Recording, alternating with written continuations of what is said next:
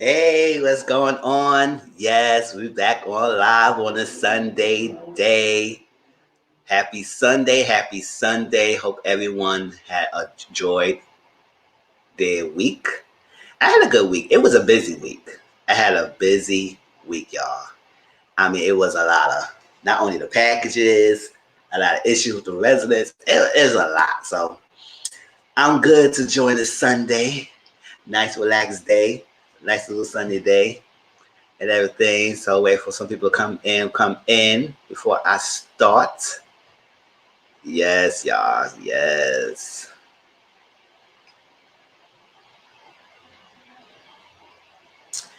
Y'all know freaking Shaggy and Spice, and I think Safari got a video out now. So I know after this live, I'm gonna watch it and see it. Cause I like my little whining, kind of twerking type of song. So and I saw Spice Instagram and she was dancing. So I don't know what she was dancing to. And I think she was dancing and promoting the song that she had with Shaggy. So I said, oh, okay. They all got some good tunes. Spice always got that little whine and the type of music. Hey, CM, how's it going? How's your sad Sunday? How you been? How was your week? Week is good, y'all. Week is good. Wait for a little bit more people to come in. Then we get started. So today we're going to talk about The Circle and Iyanla Fix My Life. Because I saw Iyanla Fix My Life last night when I got from work. So we're going to talk about that first. And then we're going to talk about The Circle. And that will be our live tonight. And then tomorrow we'll do the social media topics and we'll talk about polls. So, I can't wait for it to poll tonight. I'm ready. It's like that.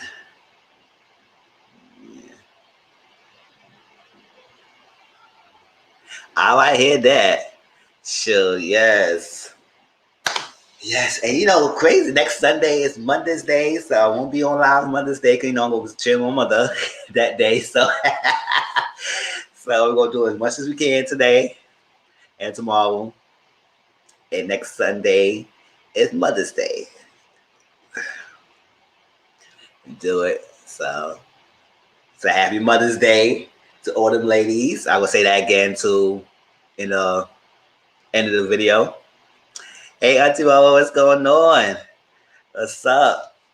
Oh, yes. I saw Cabaret this morning. Yes, I saw the both episodes. They ladies is too much. Too much. Oh, my gosh. It brought it back to freaking how the late 90s, early 2000s era was with the freaking Fable of Love and stuff like that. It's like all that wrapped in one. Food Day. Yes, I'm ready. Yes. Yes, we're gonna talk about a lot because Iyanla Fix My Life episode was good last night. So I talk about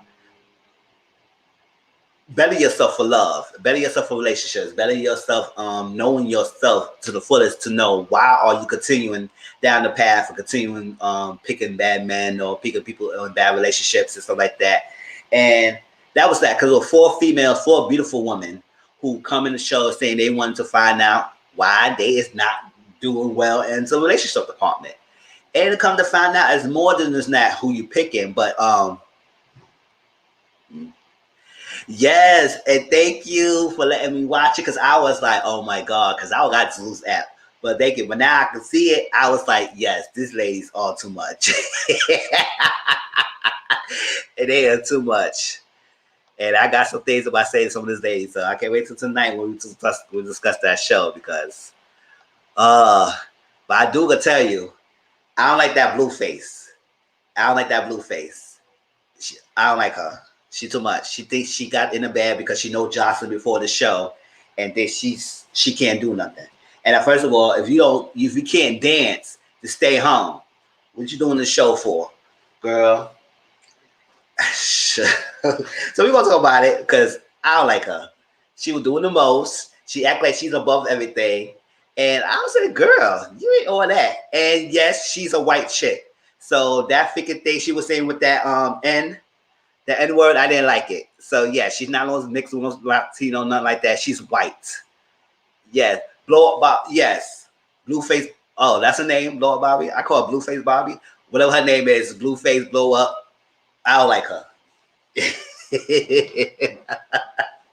And I didn't like Big Lex at first, but now the second episode, I saw like her because she is funny as hell. Big Lex is funny, but I ain't like her at first because she was doing way too much with that abortion and double homicide. She was very, very insensitive and everything. Oh, we can talk about it, but yes, that girl, she is too much. I ain't like her, and let's see, and that thing with her, Lucky, I believe Lucky 100%. I call Blow Up Bobby Bobby. Yes. Yes. It's like, oh my gosh. She's too much. And hating that hating. I'm glad Lucky got her behind every time. And keep running up on her and keep getting dealt with. Keep saying, oh, she sneaked me. I know she didn't sneak you. She was ready. She did the Bad Girls Club style. Right in your face. May I? And you right there in front of her face. And when she say may I to Johnson, Johnson's like, what? May she said, may I? Get ready. And she gave you enough time so you can freaking skedaddle your ass off the damn couch, but you didn't do that. So I was like,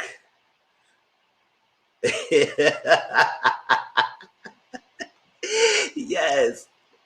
What happened with Lucky? I'm not supporting Johnson. Oh, I see it. Why you not supporting her anymore? I mean, it's a crazy show. I still gotta watch season 1. I saw the first episode. I gotta watch second episode and third episode. Okay, 7 o'clock. Okay. All right. Oh, I'm glad you watching now. I got someone keep you up. Yes. All right. Yep, y'all. So I'm trying to see if Tracy's coming. I think she's coming in soon. Let me see. If she's not on that, we'll still have our show today. So we're gonna talk about Iyanla Fix My Life, and we're gonna talk about The Circle, season 2. So let me share the upcoming shows. The whole Wendy situation remind me of how Jocelyn attacks back with Lucas. Oh, okay. Yeah, tonight in the panel we will talk about the Jocelyn versus Wendy, and I was planning to talk about that tomorrow in social media corner as well. The Jocelyn versus Wendy, and to be honest, I understand where Jocelyn coming from, but I also understand Wendy. It's like I understand both sides. It's like, you know how she is, you know how Wendy is. It's like that, but I do understand what Jocelyn's saying, that how she come hard on some of the black Latina girls. She does come harder on those than the white counterparts. But Wendy is messy. She always has been that way. Everything. So it's both sides of everything. But yeah, Jocelyn got her faults too. But it's just crazy how she just said woof right off and like that. Wendy said, "What the hell going on?" I thought we were talking about shoes and fashion, and you just came out of nowhere with your flowers. I was like, let me see. Yeah. I was like, yeah, she just came out of nowhere. Wendy was not ready. You know, Wendy usually be ready, but she was not ready. Let me see.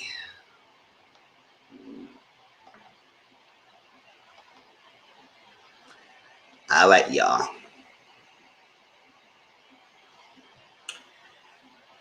You know the time is we're gonna do the shows updates.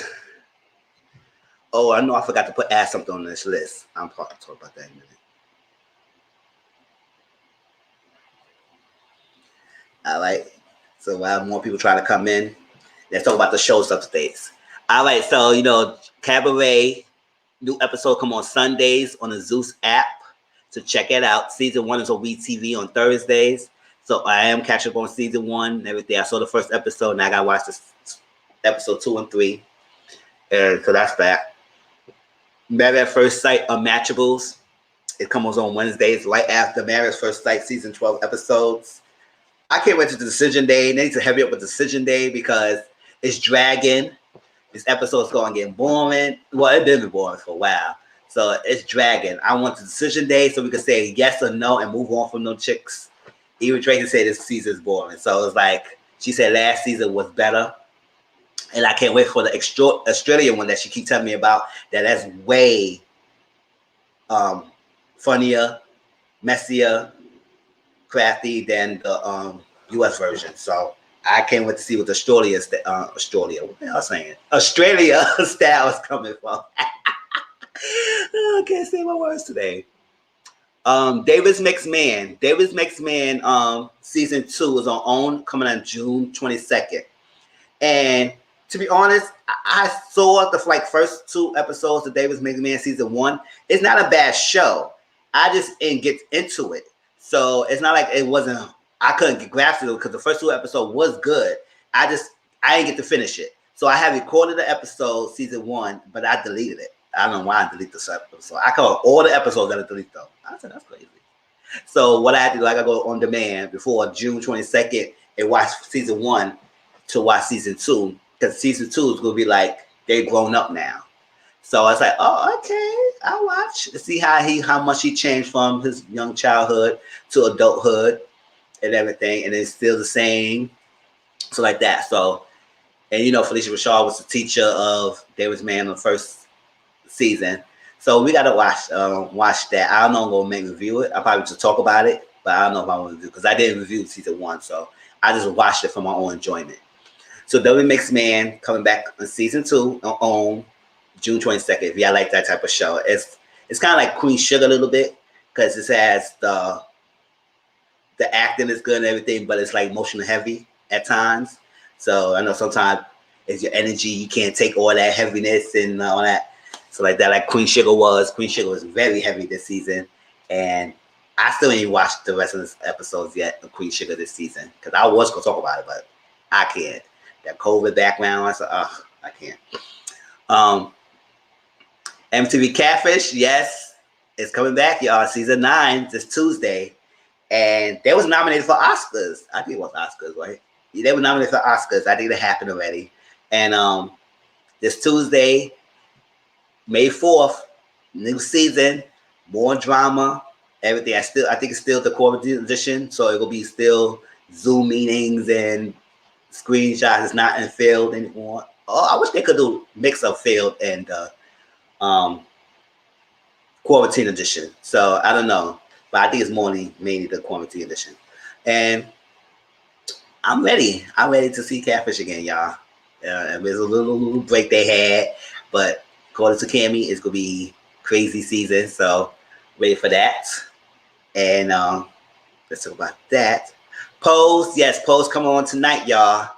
And we will talk about Pose, the live premiere of Pose on tomorrow, my social media corner. So Monday, tomorrow at 8 o'clock, we will talk about Pose, the first 2 episodes and social media topics.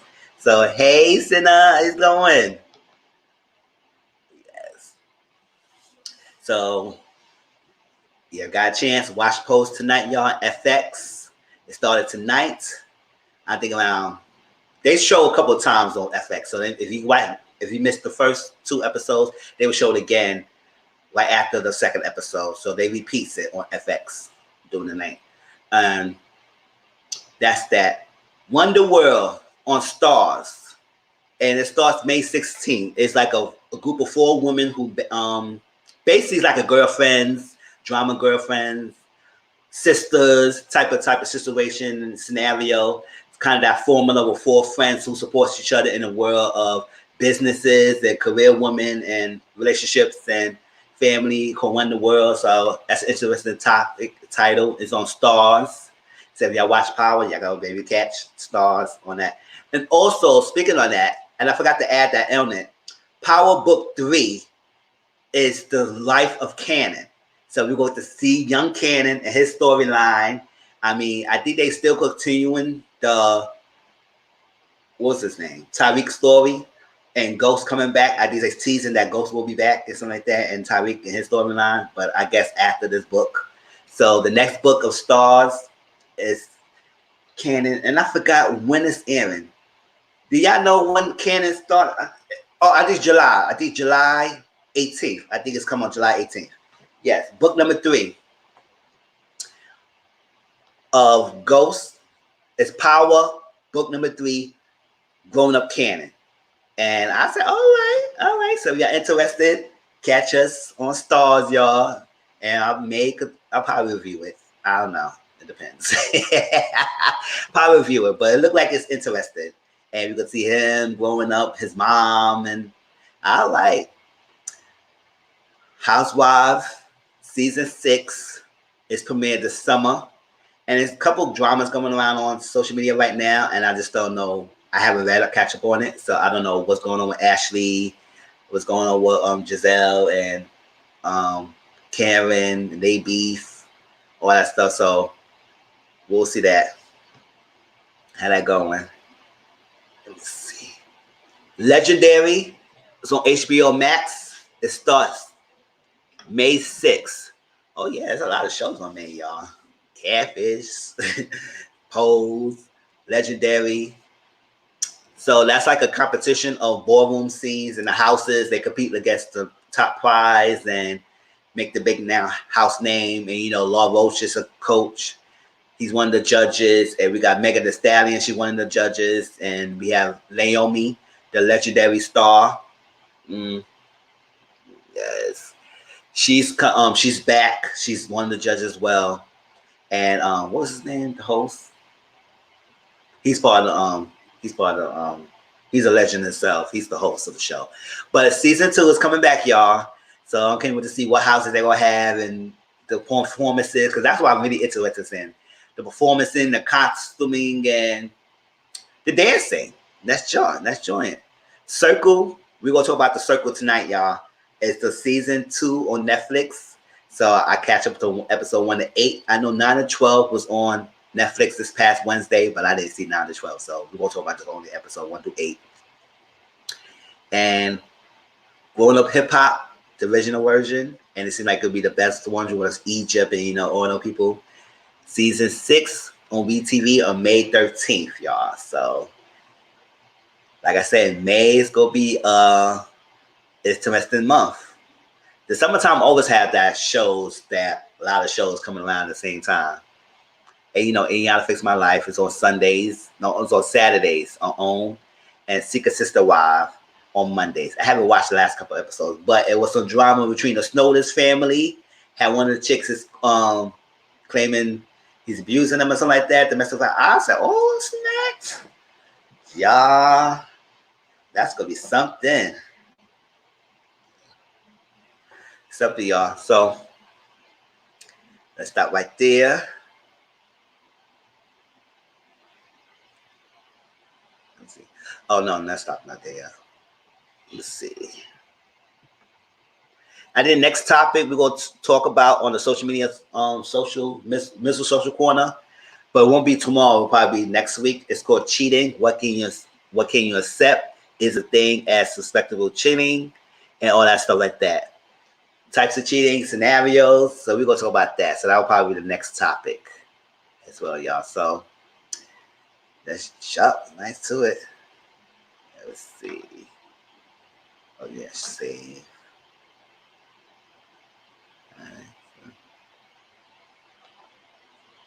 I'm ready for brilliant twist. Yes, you saw it, right? Let's see. Saw that. Yep. So I was like, Cannon. Hey, y'all, be right back. I was back from be right back. Okay, y'all. Be right back.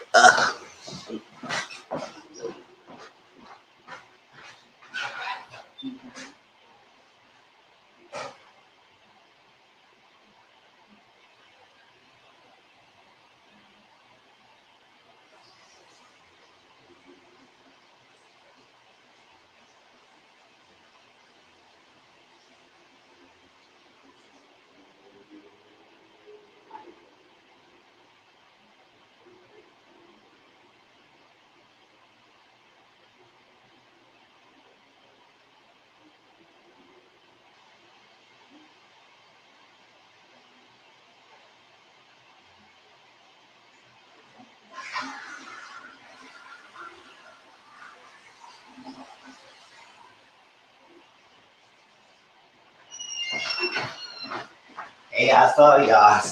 I'm back.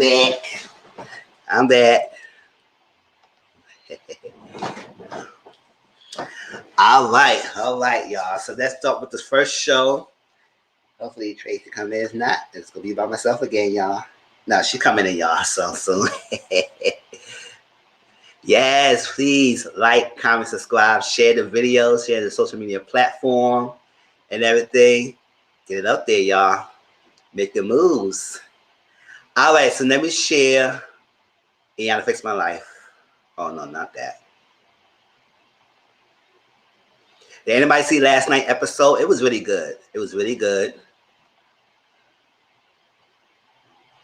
All right.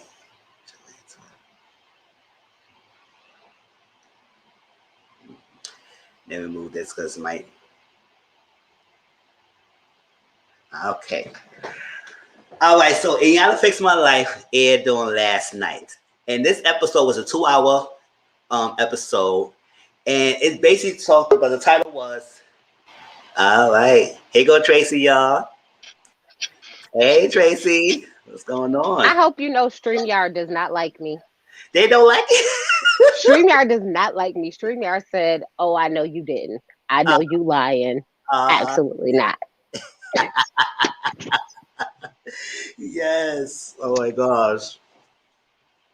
Yeah, it was a great episode. So Tracy, we're gonna talk about Iyanla Fix My Life first, and then we're gonna talk about the circle. Mm-hmm. And then I said those two, I had no social media topics, because tomorrow we're gonna talk about social media topics and the polls premiere, everything. And then following week we're gonna talk about cheating and that's like that. It's like that. Yeah, so Iyanla Fix My Life, y'all. It was a good episode. It said taking care of business and losing in love. So all these ladies come to the show to basically find out why I'm getting a bad man. Why can I find no man? Why I'm choosing the bad ones and stuff like that. But not knowing, Iyanla had a different angle for them. It's not so much of why you choosing the bad man, why you in a bad relationship. It's about you not defining yourself and who you are as an individual, and deep down and realizing the patterns might be you and something like that. So Iyanla was talking deep down each one of these ladies, and a lot of them had a breakthrough because they realized that they probably was the issues in a lot of relationships. I mean, yes, you might have some men who's dogs, it's like that, and they probably do pick the bad guys, and they probably was good with the relationships, but the men was not good up to par. But someone stayed. They stayed with the views. They stayed together because they didn't want to be alone. All that stuff. So any type of things like cliche stuff we talk about in relationships, that's that. But Iyanla wanted to really dig deep down into each one of these ladies, beautiful women too, and explain and show them your past reflects your decision making and your decision of who you choosing as a mate and how it comes, of course, of your relationships. So we have 4 women, and I took the pictures I took last night because I know if I try to find on Google, they probably won't have all the pictures. So I took the pictures while I watched the episode of the ladies. So the top left, we got Erin. She's the youngest of the group, and we talk about the sisterhood and how the young look up to the older ones and everything to find examples, to set examples for each one of them. And the bottom left is Shanika, and she's the third oldest, closest. So she's the third oldest. And we got Tracy right here, the top right, and under her is Crystal. Crystal's the oldest, and Tracy's the second oldest. And then we got Shanika and Erin. Oh, I ain't put that in different order. So those are the 4 ladies. And when they first came on the show, Shanika came first. She wrote the show, and she brought 3 of her friends. And it's very interesting how they all was in the entertainment business, radio personality, entertainment. I said when they all tell their job descriptions, I said y'all all in the same thing. So what is this? It's like I was like radio personality, entertainment, DJ. I said okay, the entertainment industry, and sometimes in that industry, a lot of females does have a hard time breaking through, being top bosses and being successful. They could be successful, but sometimes they struggle because it's a male-dominated industry. So these females have to have tough skins and go further and do a lot of things for their relationship. Maybe might sacrifice a lot of things. It might sacrifice relationship as well to be the top. So Iyanla had them each come in. Shanika came first and chose a role, and each one of them chose a role. Tracy, I'm gonna say hey. Tell you what. So let me cover Shanika real quick. So, oh no, Shanika's right here. Shanika chose the power broker. And it's interesting. I'm cooking and washing clothes, y'all. My bad. No problem. No problem. She's still around. um, Shanika, she chose the power broker. Then we have Erin. She came and she chose the medium mogul. I was like, okay. And we got Crystal. She chose the boss lady. Both Crystal and Tracy chose the boss lady. And as each one of them got the roles, they got a mannequin head with a wig on, and they had cards that represent the archetype of the stuff they chose. So I was like, all right, let's see. Let's like that. So let me stop right there. So Tracy, let me see your first thoughts of the ladies when you first saw them before we dive down into each one of them. How can I say this nicely? I thought that they all came thinking everybody else was the problem and not them. Like, I was like, and I think it's because I go to therapy. I was like, oh, I remember going there feeling just like that. Like, I'm about to go there and I'm about to rattle off what's wrong with everybody. So I was like, okay. But you the boss, girl. Boss up. Get it. But I was like, this is going to be interesting. But yeah, I mean, I just felt like it was one of those things where I was like, I wonder how deep each of them are really willing to get, and are they really willing to see themselves for what they're going to need to do. So, and I don't know if it's again because they are in the entertainment industry, and that industry definitely is a very, like you said, male dominated, line of work. But also by the same token, you want people to see you or think of you in a certain light when you're doing those kind of jobs. Like when you're in the entertainment industry, when you're a DJ, you want people to kind of look at you differently than, the regular person who's working at Starbucks. So I was like, I wonder if this is going to be one of those where they are consciously thinking, yeah, I'm going on this show, but what if it affects my career? You know what I mean? Like, oh, let me play good for the cameras because, of my career. So I was like, I wonder how real are these women really willing to get? And I think maybe that's a misconception that I have, or maybe some people have about people in the entertainment industry. Like, is this really real, or was this like, it a good PR move, or those kind of things? Like, is this to spin your PR? Like, I don't know. So I just when I initially looked at it, I looked at them thinking, are they really here to learn? I was surprised. Yeah. That was what I saw. I was like, yeah, because I was like, okay, yeah, these ladies coming in, they're gonna try to say, oh, nah, I want to hear from the healing. I don't want to go through all that. I just want to know why I'm picking the bad man. But they say the only way why you pick the bad man, you gotta look deep in yourself and why you keep doing that. So when Iyanla asked Tanika, the bottom left right here, she asked her, why you want the show, why you here? She gave that rehearsed answer. I'm only be here because I know I picked the bad man and all that stuff like that, and I just want to know what's going on, why the men on dogs, all that stuff like that. That's not exact what she said, but it was kind of answer. So she chose that. And so Iyanla said, that's very rehearsed. That's very rehearsed. Start over, take a deep breath, close your eyes, and tell me why are you here? And then she gave her answer. She said, I'm tired of being used. I'm lost in what I'm doing wrong. This is all the ladies. She asked each one of them what they feel like. And Shanika said, I'm tired of being used. I'm lost and doing wrong. And then the next with I forgot who came next. Accountability, take accountability of their actions. And she's not sure how to take accountability. Another person put they failed in relationships and it's always failing. Someone know why she always failed in her relationships. And the last person said someone never been in a healthy relationship. I mean, she's been in a relationship, she's never been in a healthy one. So I was like, oh it's gonna be heavy, right? So they start off with Shanika, right? And it was very interesting why she chose the power broker. Cause the power broker is like they make the boss moves. They this, they that. It's like it's deem on themselves and they make they bossiness this kind of way. But when you compare it to how she doing relationships, it's very totally different than how she supposed to perceive herself as a power broker. She said, and Rihanna realized she's very quiet. And all the ladies was talking, and she wrote the show, but Tracy, Crystal, and Evan was doing the most talking, and Shanika was very quiet and reserved. So I was like, okay. And she said, what's that? So she said her parents was together for a while, and they each had one of their dreams, and they got together, they manifest their dreams, and then they fell apart. And that's how it is. It's like once dreams came to fruition, the relationship died down. And I was like, okay, that's something.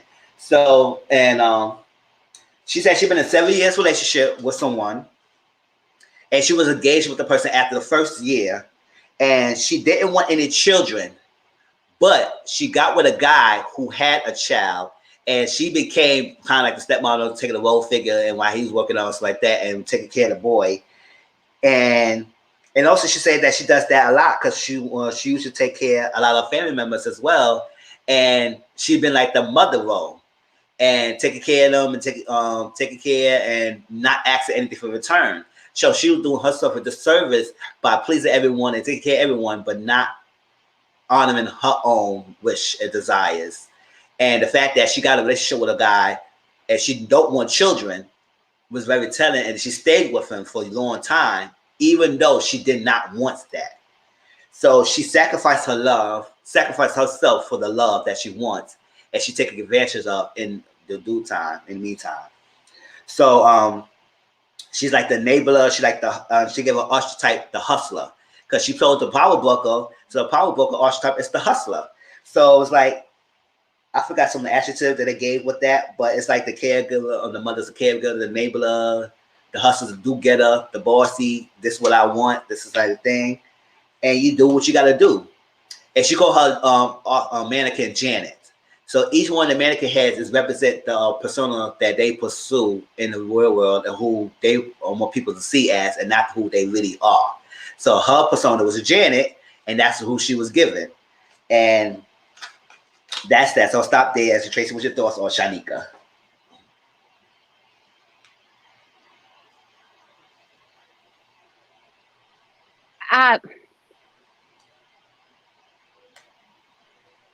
It's interesting, especially when someone describes someone who doesn't want kids, or doesn't have kids or doesn't want kids, and then they get with someone with kids, how they are perceived in relationships. Because not and I think it bothered me a little bit, because not everybody who doesn't want to have a child doesn't mean that they then try and like overcompensate. So it made me feel a little bit of a ways, because it was like, do you really not want kids? Mm-hmm. Or is it you're so focused on your career and everything else that you don't feel like you deserve kids? Like, I felt like there was a little something more to that piece of it that I wish she would have explored just a little bit more. Mm-hmm.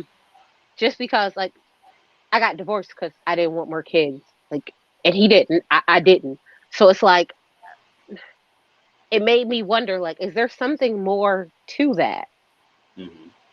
Is there something more to that? But I like her. I like that she was able to, kind of take a step back and actually look introspectively to see, like, okay, you know, hmm, what's this, what's that? I make these moves, I do this, I do that, but I'm extremely nurturing and extremely mothering. And I guess a lot of times it does, when you're like that with everyone else, maybe you don't want kids because you feel like you are always doing that. Like, Mm-hmm. so it's like one of those things where I wish it would have been a little more in depth on that part.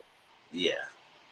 It will dive down more of Shanika or why she was like that, because it explains more about how she perceives Hmm. herself. Well, um, next, let's go into Tracy. Tracy's right here, the top right, y'all. Elcina, you say you relate a lot to Shalika. Oh, let me know. So, okay, I see that. You was in a similar situation as Shanika on Sinner? Okay, Tracy. So Tracy trying to find herself. She's trying to find herself, and she said when she's vulnerable, she acts out. When she hurt, she acts out. She don't know how to channel that in a effective way, in a healthier way. So what she do? She fights. She gets a fight. She's anger. She blows up.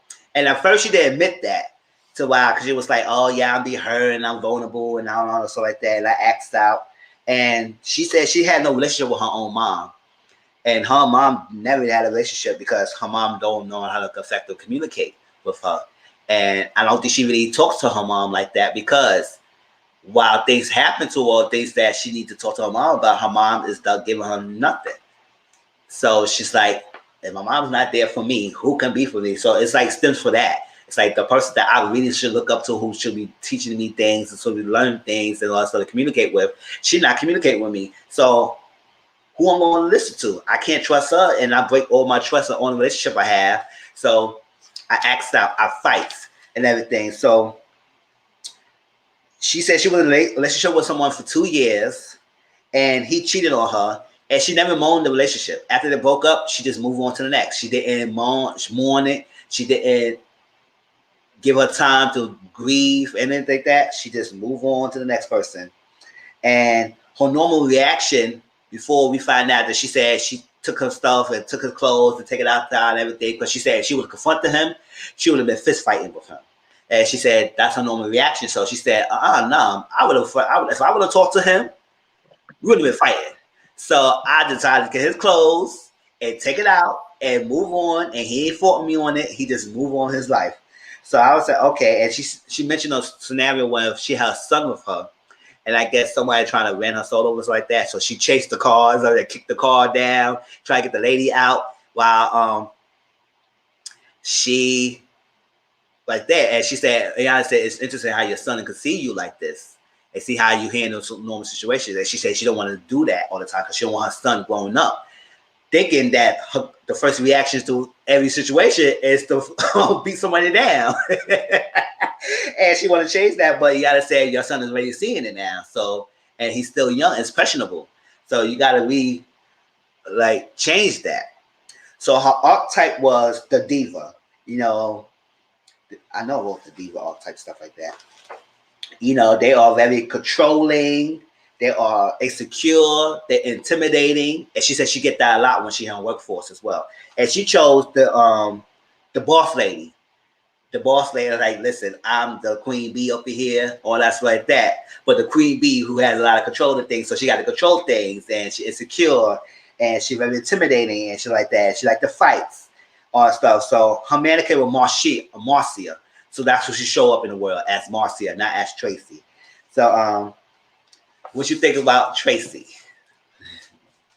I wanted her to do my name justice. I really did. I wanted her to do my name justice. I did. And I was with her a little bit. And then I was like, ooh, sis, but I can't be with you on that. But I really wanted her to do our name justice. I did. But I was, because I too am a fighter. So I was like, I understand, but not in front of your kid though, sis. Yes. Come on. Like, oh. Like, I can control my temper a little bit. I mean, just enough around the kid. Oh man. Yeah. I want her to do my name justice, but I guess. I mean, I guess. But I guess when I was looking at her and I was like, did I get boss lady from her? Is that what I got from her? I don't know. I don't know if that's what I really got. Controlling, yes, but I didn't know. I didn't get boss lady from her. Yeah, I didn't get it. I didn't get boss lady from her. I didn't get it. Mm-hmm. I didn't get it. Yes. I get it. Yeah, we'll deep more the Tracy story as well. So I'm just introducing each one of the storylines. Crystal. All right, Crystal is the bottom right here. She's the oldest of the ladies. And CM, you say you felt Tracy. To me, she wasn't a diva. She just extremely hurt. Oh yes, and yes, she just was extremely hurt. Yeah, I do get that. She wasn't a diva in this aspect. She just hurt because I guess of her childhood, her upbringing, and how since her mom, her mom didn't have a relationship, so I guess it still affected her. So she just lashes out, and in all her relationships. And we dive deeper on how she handled the relationships later on, but she just lashes out. So I do get that. Crystal. But So, wait, doesn't Tracy give you very much like Kenya Moore vibes? Like no relationship with my mom, so I act out in relationships and things go left. oh yes, Very Kenya Moore Kenya, vibes. Kenya Moore, yes. Very Kenya Moore vibes. I was like, that no mother connection Hmm. seems to keep rearing its head, and yeah. So that's all. Okay, yes, she does give you Kenya Moore, y'all. That's true. Crystal. So we know Crystal's one of the normal upbringings that she has the religious background, a very strict background. Her husband that she chose was the same upbringing, and I forgot what they said it was the background was. I forgot. That was important, but they were very strict, but it was the same kind of religious upbringing. And she would be married for 11 years. She got divorced after 11 years, and basically she tried to be perfectionist. She tried to be perfect, and and she also chose the boss lady, just like Tracy chose the boss lady, and she tried to be the perfectionist and try to be perfect. And when things didn't go and good in her life, she lost control. She lost control of herself, lost control of the relationships, and being in it, she can't handle everything, the stress, because he lost his job. She has ovarian cancer, so when she got that news, it's like she just lost everything. So everything just typed down. I think the the negative effect of being a perfectionist, you want everything to be all good, rainbows, no problems, no issues, and then one little hiccup, it could be a big or small, your life is total shambles. So with her, it's like, oh my gosh, I'm married, I'm this, I got the good life, I got the good husband, I got this and like that, and everything done. Even though the strict background as well, but also I don't know if she was trying to fight that background. It's like she's very religious, and she's like, "Oh my God, it's because I was so religious, or because I was grew up this way. I had to be this kind of way." She thought she has to be this. So that was that. And she's got the boss lady. She also was the diva type, which is like controlling, insecure, imitating, and intimidating. And I guess the control aspects of her being very perfectionist. She had to control everything. Things gotta be perfect. Things gotta be the right way. This gotta be this way. It gotta be that way. My life gotta be this way. It's like that. And so she wanted to be so perfect. Maybe some little small things everybody else was going around her is not as legit. She might be talking down on you and may talk us like that. So that was that. They're very strict. And she called her mannequin the Bertha. Bertha. I said, oh, that's an old kind of old kind of name that you gave your mannequin. So you chose you Crystal, and you come up as the word as Bertha. So you come as the old soul, the old school, the upbringing, the religious type background, who got the traditional values and very in the back of the days mentality, but yet you want to be perfect in how things run and all that stuff. So yes, I see that religious kind of thing strong in her how she perceives her life. And that's that. So how you feel about Crystal? And she's the oldest of the ladies, so she's supposed to get an example for the sisterhood down the line. Listen, Bertha was the right name for her. She right. She right. Bertha was 100% right. Because when you think of someone who is stuck in their ways, someone who wants everything to be perfect, everything to go right, I want it the way I want it, and that's the right way to do it, you think of Bertha. So yeah, she Yes. was spot on. She was Yes. spot on. I ain't even mad at her about the name. I was like, so she picked the right one. You definitely did. You chose right because I get very Bertha from her.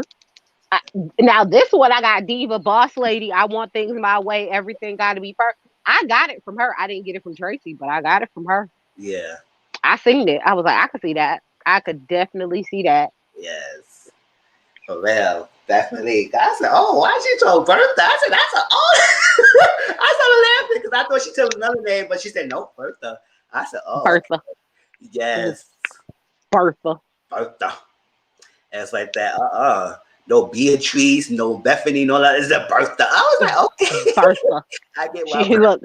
She said, "I said what I said. I said what I'm I said. I'm Bertha. giving Bertha. So I'm Crystal, Bertha. but I show up as Bertha. All right. So that's let it know. And the youngest is Evan. She's the top left right here. It's like that. Does she look like a little bit of Cynthia Santana? A little bit. Oh, look at her. She got a, sort of like features, a little features of her. But she looked like her. I said, okay, whatever. But Evan, she's the youngest, and she was in a 2 year relationship with someone, and they met on Instagram and everything. And she was in a relationship with a controlling man. She knows it's not right to be with someone who's very controlling because she said at one point it was controlling that she left, and then he said, "I'm sorry, I'm not gonna do this like that." She keep coming back. It's a cycle that she keep returning, and Iyanla asks her why you keep returning back to him because she wants the stability. And a lot of females, a lot of people who stay with abusive men or controlling men stay because of stability, because they say this is comfortable, financial stability, home stability, lifestyle, and everything. It's comfortable even though he is a dog F person who is emotional abusing me, who maybe physically abusing me. I don't think she said she was physical abuse, but she said he's been controlling. So it's like she just want to be wanted. And she also had a trouble with her own relationship with her mom. It's like that. And she really don't really know herself as much because she's the youngest is trying to go up there and try to see the stuff of the world and picking this man who basically controls her, and the fact that she just want to be wanted, she just want to be in a relationship.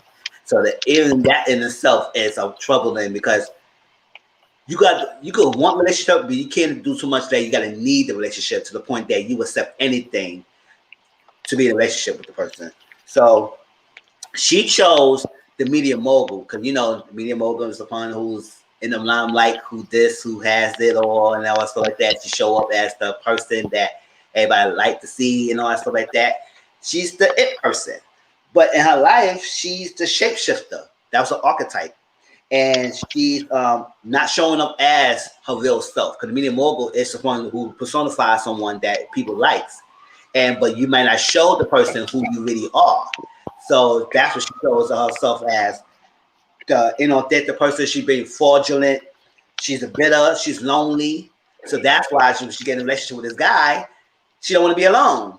So you got to be comfortable being alone.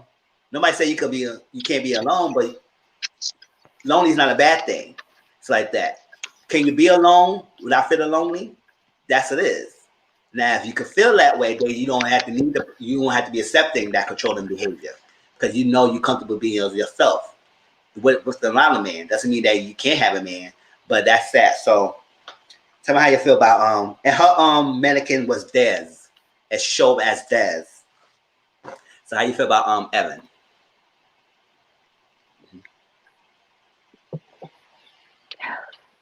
I, mm,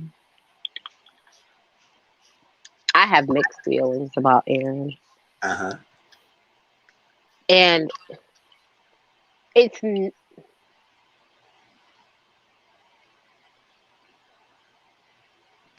it's one of those things where I feel like because she doesn't know herself, Mm-hmm. she wants somebody who to kind of tell her what to do or to be there or to tell her these things because she doesn't really know. So you tend to look for somebody. If you don't know something, you tend to look for somebody who does. You know Mm-hmm. what I mean? So I feel like she has there is a lot rooted in her that needs to be like dealt with. Yeah. Not necessarily, oh, bad relationships is bad. Why am I picking these bad things? But like there's something deeper in there that, and the fact that you pick someone who isn't authentic to themselves and changes up and will be what anyone wants you to be or be what it is for the moment. It's like, I think that there is something serious. I think that she has something that she really needs to work on. Does that make sense? Like there is like the feeling of not being wanting to be alone or be by like that's a deep thing, Mm-hmm. like that's real deep to not want to be by your like that's deep. Yeah. So she is who I'm probably most nervous for. Yeah. Yeah. It takes more than this 2 hours episode for her to even deep down and get to who she is. Because Hmm. yeah, as we go deeper, we find out that yeah, she is not showing herself up and as much that we like her to be in the show. So that it's perfect why she chose the media mogul, because that's what a media mogul is. They showed up how people want them to be. It's like that. So that's why the archetype was shapeshifter, because she's just changing herself and not showing who Evan is. And she gave herself a Dez. That's what she showed up. Dez is the person who's faking all that stuff. So after the first day, it was emotional heaviness for each one of them. Iyanla gave them a break to get some homework, and the next day they will have high tea. Sometimes you can have a good little kiki session or have a good little coming healing moment with a high tea with your females, your good girlfriends, and stuff like that. So they dressed up with their gloves and a nice fancy hats and had tea and little refreshments. I said, I wish I was there because that table was looking good. that for refreshments and fruits and sandwiches, all that stuff, that tea. I said, sure, yeah, we had that. I'll be there for the moment to eat that stuff. But it was good. So they had all that. And before they always talk about some couple of things is that how relationship and how they don't feel like they're good enough. They're not good enough to be in good relationships, just like that. Or they feel like they're not enough of themselves to successful relationships. Tracy said she always the runner because she said how she does her relationships. She runs away for each one of the things. She found one of the faults and she would just pick apart and choose and nag them off of that one little thing just because she don't want to be vulnerable in a relationship or don't want to take that step and trust herself that she could fall for someone. That's the fighting type of thing. She's the fighter, Hmm. but she fights and she runs like the fight and flight type of response. Hmm. Like, Hmm. yes, I'm gonna fight you because that's who I am. But I'm gonna run because I'm not staying with you because I'm not dealing with this. So she was like, she chose to choose. Like the person could freaking not get up on time. It's like, and she was just like, hold up, you lazy, this is that, and it would pick the person, and the person get not don't want to be with her. So she picks the fights with each one of her mates. That's why she's in this cycle of, and I think she's 42 something years old. She's in a cycle of bad relationships because she's not staying for the long run. She's basically just choosing and just picks fights with people and just runs to the next and next and next. And Crystal Cause she mentioned was how on. Wait, Tracy was on what? What was that? Love and Hip Hop Atlanta? No, New Hollywood. Tracy, she was on the show. Yes. Yeah, her light skinned baby daddy. Cause he's the DJ for like Chris Brown or something like that. I Oh, don't okay. remember which one she's on, but she was on one of them with her light skinned baby daddy. Oh, So I also think I could be bringing a piece of that into. Atlanta. She said Atlanta. There we go. Yeah. Mhm. So maybe I'm also bringing my views about her from that show onto here, which is also wrong. I shouldn't do that. That's terrible. Terrible. Remember her? Like, I didn't know she was on the show. Oh my gosh. Yeah. Okay. So I'm gonna tell y'all quickly. I only started watching reality TV since the pandemic. I didn't watch it before, so I Mm-hmm. binged watched all of these shows. Just like I would just go through and just binge. So Mm-hmm. she looks familiar to me because I was like, oh, I just watched this like not even a year ago. But for Okay. you, it's probably been like 8 years. You like, Yeah, I that's don't what I'm remember saying. this heifer. I don't remember her like that. Yeah, yeah. But she was only on like one season, but it was I couldn't remember which one it was, but I just binge watched a bunch of the shows, so that also could be why. So, Oh yeah, Baltimore did confirm. She said, yeah, she was a mental lover hip hop. Yep. And hmm said Baby Bop was a nickname. Oh, they call it Baby Bop? Oh, okay. So she bopping people. That's why she got that nickname. Okay.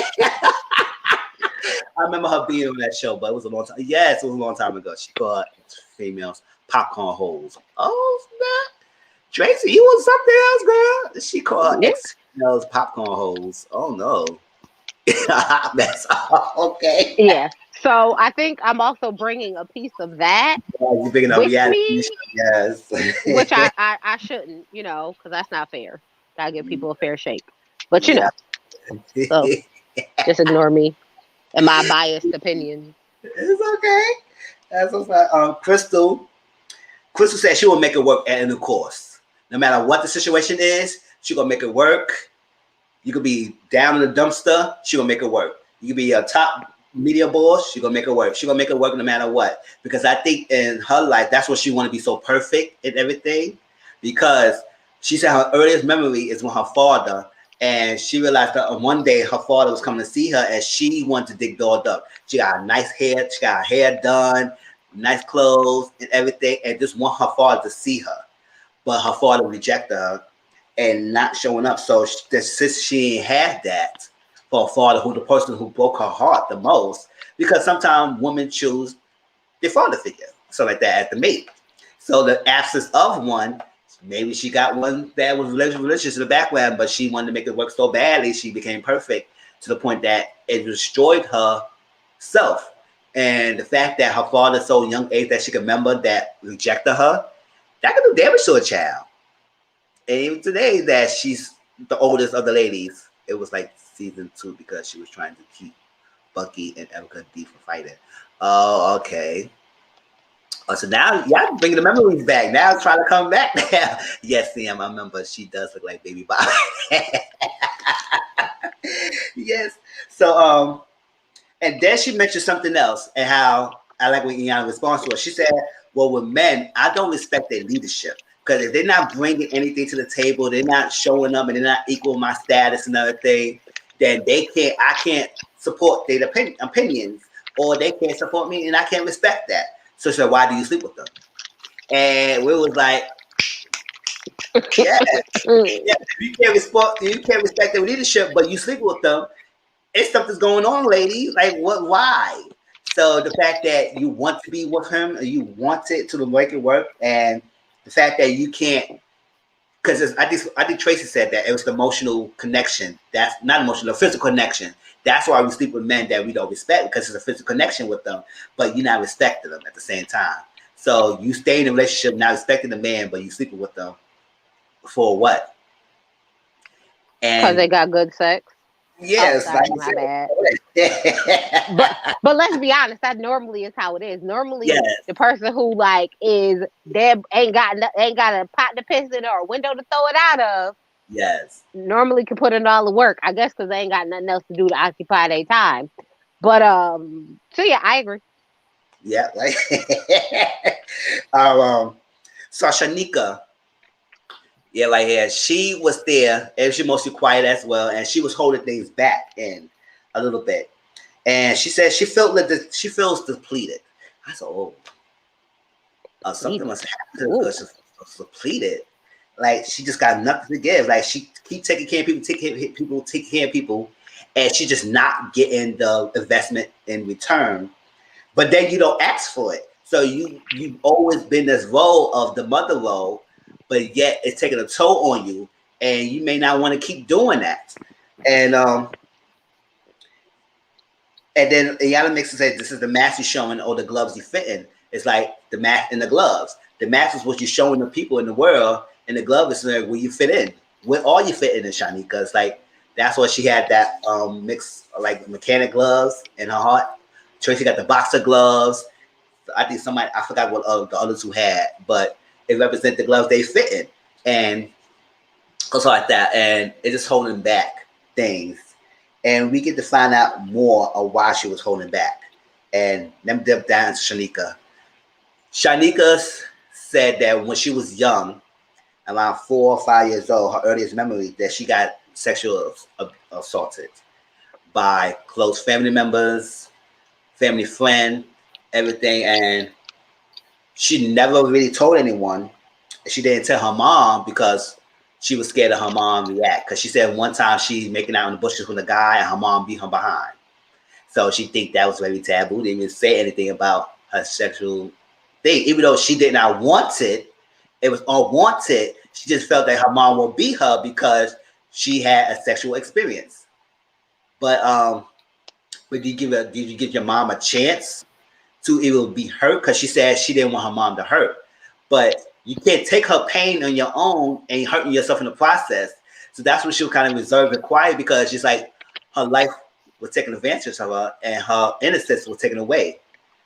So she take that reservedness, and that's why she want to call her a power broker. But then it's so your life is so shambles. You want that power broker status, but you not showing up the power broker status to me. So it was like it was very defeating her. That's what she said. She felt depleted because she giving her energy out. She giving her energy out. She giving her energy out, if not much. But at times, Shanika, you need to really look at yourself and say, really, you know what? It had to be about me. I can't just always give. Sometimes it's okay to be a little bit selfish. It's okay to be a little bit. You have to be completely selfish, but it's okay because if you're not getting much of the investment that you're putting in, you're gonna lose yourself. And that was a little bit about her. So let's stop there and we'll move on to other ladies. So what you think about that so far? The high tea, all that stuff. We need to start putting like therapy needs to in the Black community definitely needs to be something that is open, accepted, because I understood when she said like I didn't want to tell my mom about what happened because what being caught making out with a boy, and then how is she going to react to it? So she didn't want to tell her. I can understand that the feeling of being afraid to tell your parent something, especially something that traumatic, that deep, that having to talk about that is a lot. But then at the same time, I also, not to blame her, but if you know you've been through something that traumatic in your life, why don't you seek therapy? Like real therapy, not this TV therapy. But I really hope that that she takes this opportunity to then seek some real therapy to deal with that level of childhood trauma, because that is a lot. That is Yes. a lot, especially like when it's like family members, close family members. Like, I really hope that she takes this and says, I'm going to truly seek therapy to heal myself and get better emotionally. Because, baby, when she said that, I was like, I wasn't expecting that. Yeah. That I was not expecting that, and I was like, that's deep. Yeah, it is. And to show up, yes, therapy will work for her. And to show her why she was being late, because I think the sessions that he had at Iyanla before she revealed that experience. And I said, well, stuff happened. It's a last minute thing. I had to rush and all that stuff like that. But she said that stems for something else. That stems for something that something was taking advantage of. So you say, you know what? I leave that to the side. I leave this and like that. No, it's this. And it comes up as you not wanting to be there at first. Mm-hmm. Question, because something was taken away from you. So because that was taken away from you, why show up and be on time of things? Why? Because nobody would show up for me when I needed it. So I was like, so that was that. And not even my mom, but she didn't even tell her mom. But the fact that you don't even know how your mom would act. So, because she didn't tell anyone. So she just held that in. And then the fact that still had the mother role because she would just want to take care of everyone, even though nobody really be there for her, what she really needed at growing up. It shows a lot of depth in her, and that it agrees why she became the mentor. But we'll talk about that later on because she has that experience. She has that to give up to everybody, to inspire people for her life upbringing, even though despite what she's been through, and it's a lot. And I said, oh, I did feel for her because she did have me choking up a little bit. And I was like, oh my gosh, Anika, all that stuff. Tracy. Now, Tracy mentioned how, yes. Oh, God. She said her upbringing, her earliest upbringing. Yeah, because black girls tend to get blamed. Yes. Yeah, let me see. White CM, especially if you develop early. Yeah, and you know what? It's very sad that, and it just sucks in our own community that we'll be harsh to our own family members than anything. Instead of be supporting them, being there for you, be there for you, be there for the person, you blame the person. It's like that. And then sometimes a lot of family members don't want to trust the family members. So you wonder why your sister or your cousin is always angry at all your family members growing up, or your aunt or grandma who don't like some of the family members when you have family functions. And you should know the first thing people will say, "Oh, you crazy? She's crazy. Get her out of here. She talking junk. That's not happening." No, but y'all all know the truth, and y'all hide it and y'all sweep it under the rug. But that one who's speaking the truth all this time, saying the same story all these years, she's crazy because y'all didn't want to deal with that. So it's like, yes, I was like, and yes, the perpetrator do get protected because maybe they provided financial security. Maybe they provided something that they didn't have when they was growing up. They said, "Oh, he gave me money. He gave me an apartment. He gave me the security. So I'm not gonna lose that. But I'd rather just throw you to the side, even though I might have love for you or something like that. But I'm not gonna give up this financial security." And it damaging a lot of the family black communities because they will protect the perpetrators. And there were still family members who were still today won't even talk about it. Even though they didn't know that person was doing wrong. They won't talk about it. But blame the person. They can get over it. That's how. How can they get over it if you're not being it? I was like, yeah. You can't get over something if you don't talk about it. Like That there's no sounds, way to get over it. You yes. can't get over something if you don't get through it. You can't get through it without talking about it.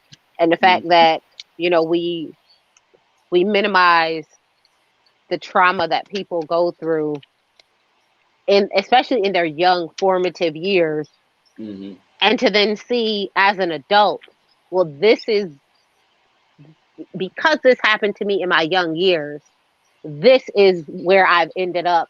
And these are now the relationships that I struggle to form because of something that happened to me that was outside of my control.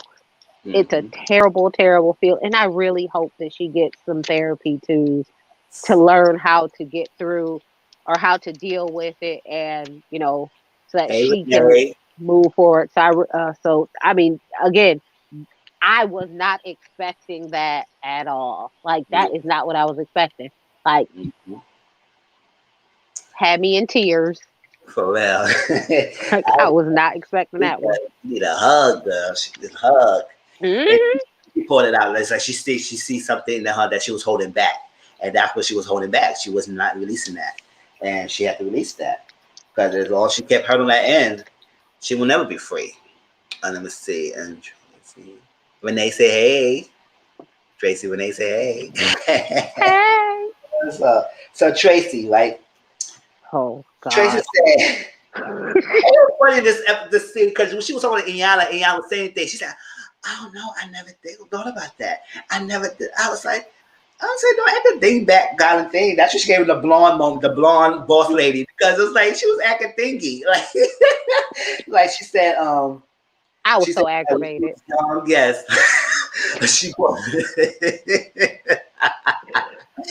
um, Oh, so Cinna said she would see a lot of herself in Shanika.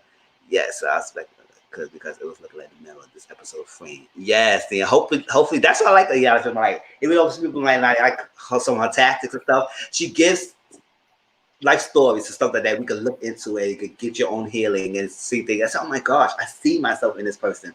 I know this situation. I know how mothers can be take their sons to be emotional husbands or whatever, all that stuff like that. She gave a lot of lessons that it could be had and learned and also like that. Yes, So she does. yes. Tracy, she said when her men come to the house, she always had different men in the house. Her mom was bringing a lot of men in the house, and she's young.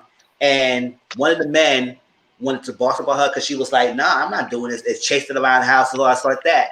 And her mom didn't protect her, but her aunt said, with a spatula, she said, "If you go next to my niece, I will kill you. I would do that." And that was that. So she always thought her mom was a protector. Not her mom, her auntie was a protector, and her mom was not. And y'all brought up the fact that her mom is cultural Jamaican because a lot of them don't not emotional. I say y'all could correct me wrong and stuff like that, but was Iyanla explaining to Tracy, she said, yes, that is true. My mom is not emotional. She don't talk about her feelings. She can't express herself like that, all stuff. And Iyanla said, you gotta be comfortable to just not to judge. She just that's who she is. She just can't be the person that you want her to be. So you just gotta accept it and move on, or always be stuck trying to see you could change your mom. And at this point in the age, you 40 something years old, it's not really changing your mom mentality right now. So you just gotta be able to accept your mom to the distance and cut her off if she can't be there the first person for you. And it's okay to cut your family members off. It's not because you have blood that you have to be around the person. You can still love each other. You can still contact each other if you need to. But if the person is giving you that much turmoil and not giving much peace, then you had to move on and you got to choose your peace. So, and she said, "Oh my God, I got to choose my peace." I said, "Girl, you got to choose your peace." So I was like, "All right, Tracy." All right. And her mom All was right, just, Tracy. All yeah, right, damn, dingbat. I was hot, man. The disrespect of my name. I how keep you feel about telling you, Tracy? the Go ahead, Tracy. disrespect How of you feel my about name. I was like, I know she ain't talking. Oh my God, I never thought of. Oh, well, like this is new to you. Oh, That's like, okay. I was mad. Ooh, she got up on national TV disrespecting my name like that, acting like a whole simpleton. I was yeah, like, how dare she? And she a black Tracy too. How yeah. dare she? I was mad. I was mad. For real, yeah. Oh my God. When she was sitting there, I was like, "Oh, okay, Tracy, you had to know some of this stuff. Like, come on, girl." She had to know some of this stuff.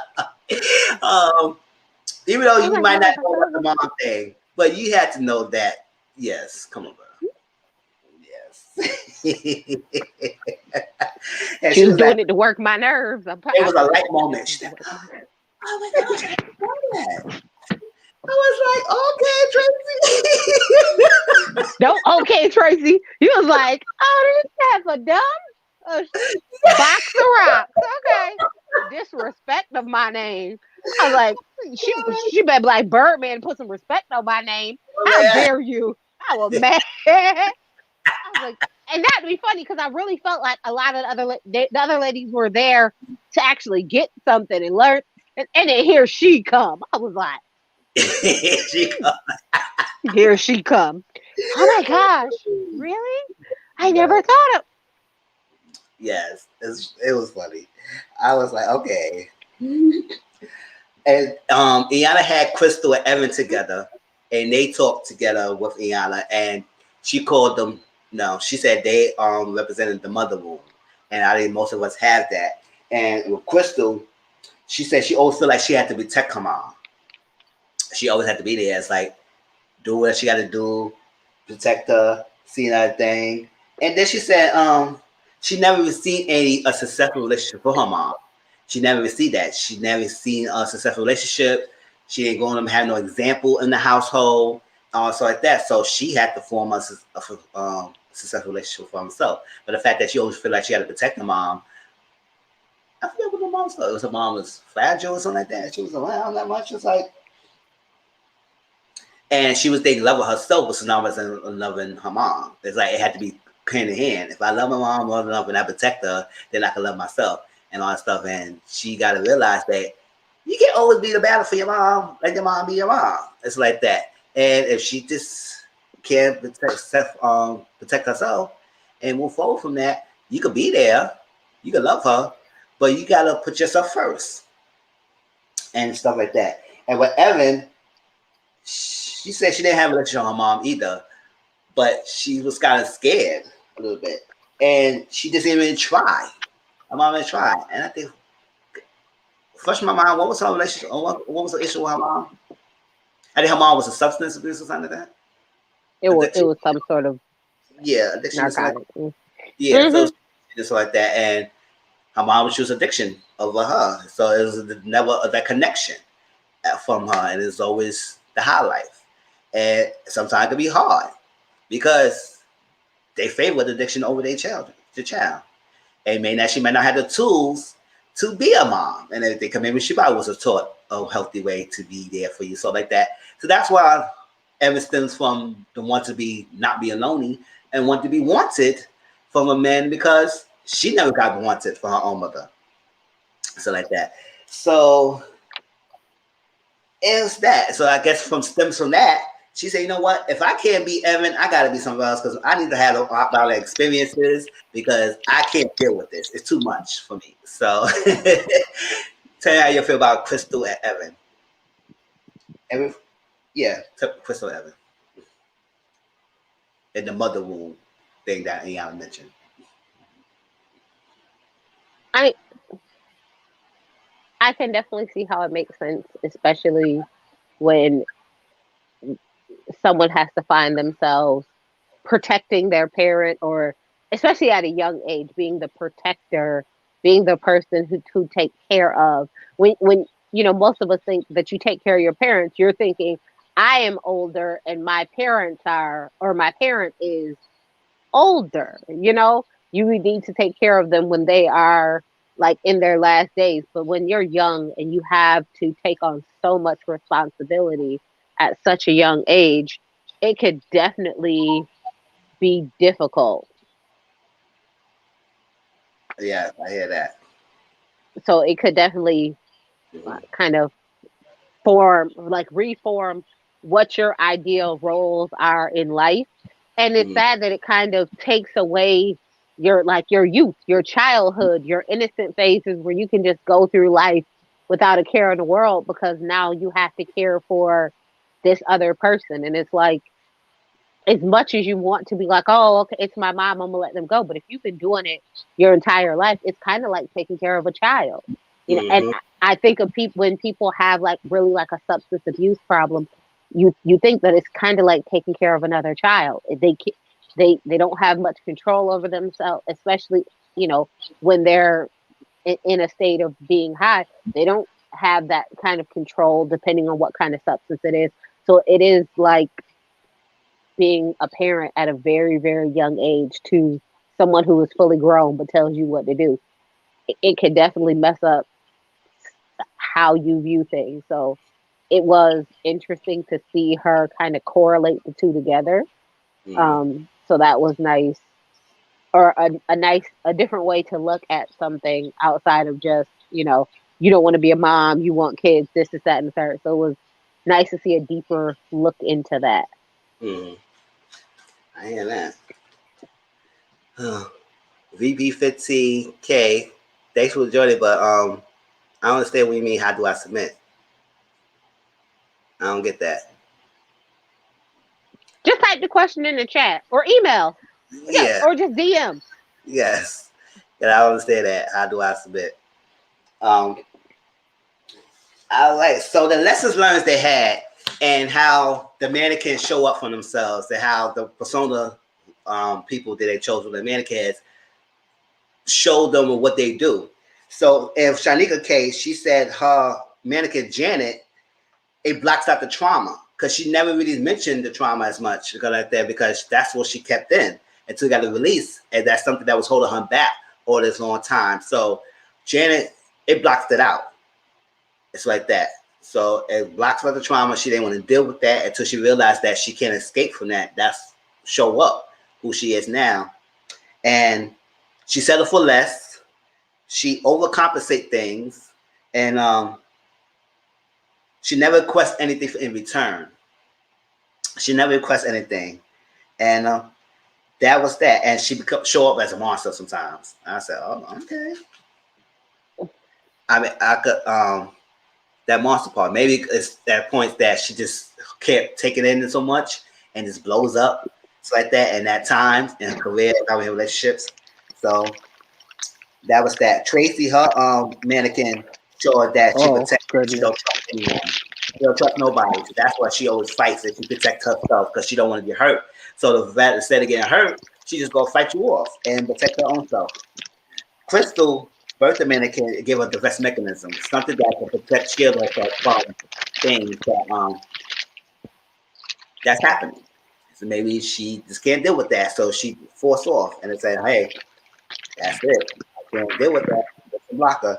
And Erin, she just said her thing show up that not being real, being unauthentic, being fake.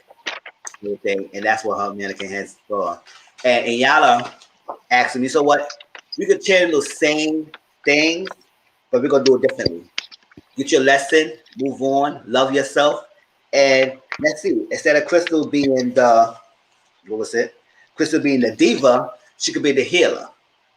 And also that her archetype wisdom, give the wisdom. And a part of that was the sisterhood. And Yana said, I'm not my sister keeper, I am my sister. It's like we support each other. We have to support each other in every day, and not in business career where y'all all in the same industry, y'all all like the kind of similar same person, y'all in the same aspects of experience things and male dominated industry. Support each other, lift each other up. You saw her being hurt, you see her being down, you want to say, what's the story? I see you be hurt, can I be there for you? And lift each other up, because sometimes we tear each other down and not be there for each other and be competition. So as sisterhood, that's bond. That's bond. That's why we see a lot of TV shows with like four group sisterhood, whether it's Sex in the City, whether girlfriends, whether sisters, and the shows like that is where we had that sisterhood bond, and y'all have your own little trials and tribulations, but y'all all support each other at the end. So that's why like a lot of people want us. A lot of people see those shows and say, "Oh, I wish I have a group of friends like that. We could be there for each other, no matter ups and downs or stuff like that." So it's that sisterhood. Like we there, we connect each other, we check each other, and we support each other. So as Crystal being the healer, the wisdom, she gives the downside. She could bring it down to the older lady and say, I went through these things and I can help and we could go through this and make the breakthrough and provide the wisdom for you. It's like that. Tracy was the warrior. Instead of fighting the negative way, fight the positive, be the warrior and have courage. Stand up for the Oh things. my gosh, she could fight for good. Oh my gosh, I would have never. Oh my gosh, that was an eye opener. Yes. All right. Setting my name on TV. Yes. She give the courage and the fighter and say, look, you can channel that. You don't have to fight or beat down someone every time you get stuff. You can fight and connect and courage and be there and fight the things that is oppressing you and going down and just continue on to be better yourself. Shanika could be the mentor, and I see why she could be that and give you the leadership, because she could have the leadership role, and instead of being the hustler, she could channel it to be the mentor, mentor other people, show them out, be the leader, let people follow you and connect to see your storyline, because she has a lot to give, and the fact Hmm. role she could channel that, and the mentorship, support other younger ladies under you, and also like that who will look up to your story and who will understand you, who can see themselves in you, and provide that leadership role and say, you know what, I can help you get through your life as I had to uncover the struggles of getting myself together. So I like that she gave him the mentor. The mentor. Evan, since she's the youngest, be the princess. She had the passion. Give yourself, honor yourself enough to get to the point that you want to get to that levels like all these other ladies. That you can be the princess. You had the passion to aspire to be better and everything. So I had loved that. And the closed caption, before we go close, I think the closed caption is Evan is still having her relationship with a lot of men and everything. And so she's still able to find herself, but she's still in a turmoil of bad relationships. I think Crystal is getting married soon. Tracy is in relationships. I think she's not. She's dating, but she's in relationships like that. But and Shanika, she said she's working on herself, and she's not ready to date right now, but she's working on herself. So that was the end goal for each. That was the update on ladies. So Tracy, your final thoughts on the ladies and the new lessons and stuff that the I gave them and everything. They better not put Tracy on my TV screen now and another time. I'm done with her. I've been done with her. The other three ladies, good going girls. I mean, yeah, you still in a toxic relationship, but I hope you could, see your worth and get through that. But don't Mm, put that heifer back on my TV no more. Oh my god, I'm so surprised. Like I can do that? That's real? yeah. Oh my gosh. Oh my gosh. Yeah, I was done with her. As soon as she said, I was like, get her off my TV screen. Get her off. Get her off. Get her off. I will say this. Mm-hmm. Episodes like this make me sad that this is her last season. Yes. You know, because there has been some. I feel like there's been some really good life lessons that have come out of this, or things, or even little pieces that you can see yourself in and that you can pull from and really relate to on Yeah. this show. Um, and had it not gone to all hell, like, trying to bring more celebrities on and doing things like that, had it stuck to, just like the regular everyday person that didn't have it, and I don't know if it was they weren't getting as much press on the show, or people weren't watching because it was just regular people. I don't know, but I feel like had the show always been kind of like this, I wouldn't want to see it go. Does Yeah. that make sense? Yeah. I Yeah, want to because there were some episodes where I was like, "Oh, this is just made for TV. This got to just be for TV." uh-huh. Yep. And there was others that had you really reflect and had you in your Hmm. emotions, feelings, especially that episode with the freaking 5 kids with the foster kids. Oh my gosh. I never cried so hard. Like when I watched this episode, I was like, oh my god, especially now Michael, he touched me so bad. I was like, oh my god. That episode, and I did review it, had me going. I was Hmm. so hurt about Like, that. everyone there's definitely episodes where you're like, "This is real. This isn't just for TV." Like, I could see her, put, because again, I would have never pulled out that something had happened to her, in her life, or I didn't even see that that was coming. So for me, it was like, clearly you have a gift, Well, but you just wasted it on national TV. I mean, well, not wasted it, but like allowed, you mm, know, TV to, or production to get in the way of like some really good help and healing. But yeah. I liked it. Good episode. Good episode. Yes. I think next week will be a good one, but you said, oh yeah, ladies, she drive herself in the ditch and none of y'all talk about that. I can't wait to see that. I was like, what that? Oh, I don't know what that means. Because she just dropped herself in the ditch and nobody said anything about that. I said, Look, that probably would have been me at one point in my life, because I used to drink like vodka. I mean Virginia. My bad. Like Virginia. uh, let me see. Which one is this one? Let me see. Is it going profiles? No, hey, circle me. And just so you know, you had me binge watch the entire season of The Circle. Like, Oh,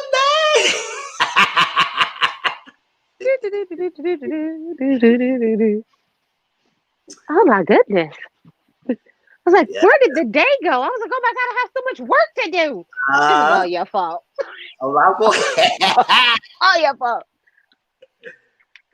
All right, y'all. So The Circle season 2 is on Netflix, y'all. And The Circle is very popular. It's really good.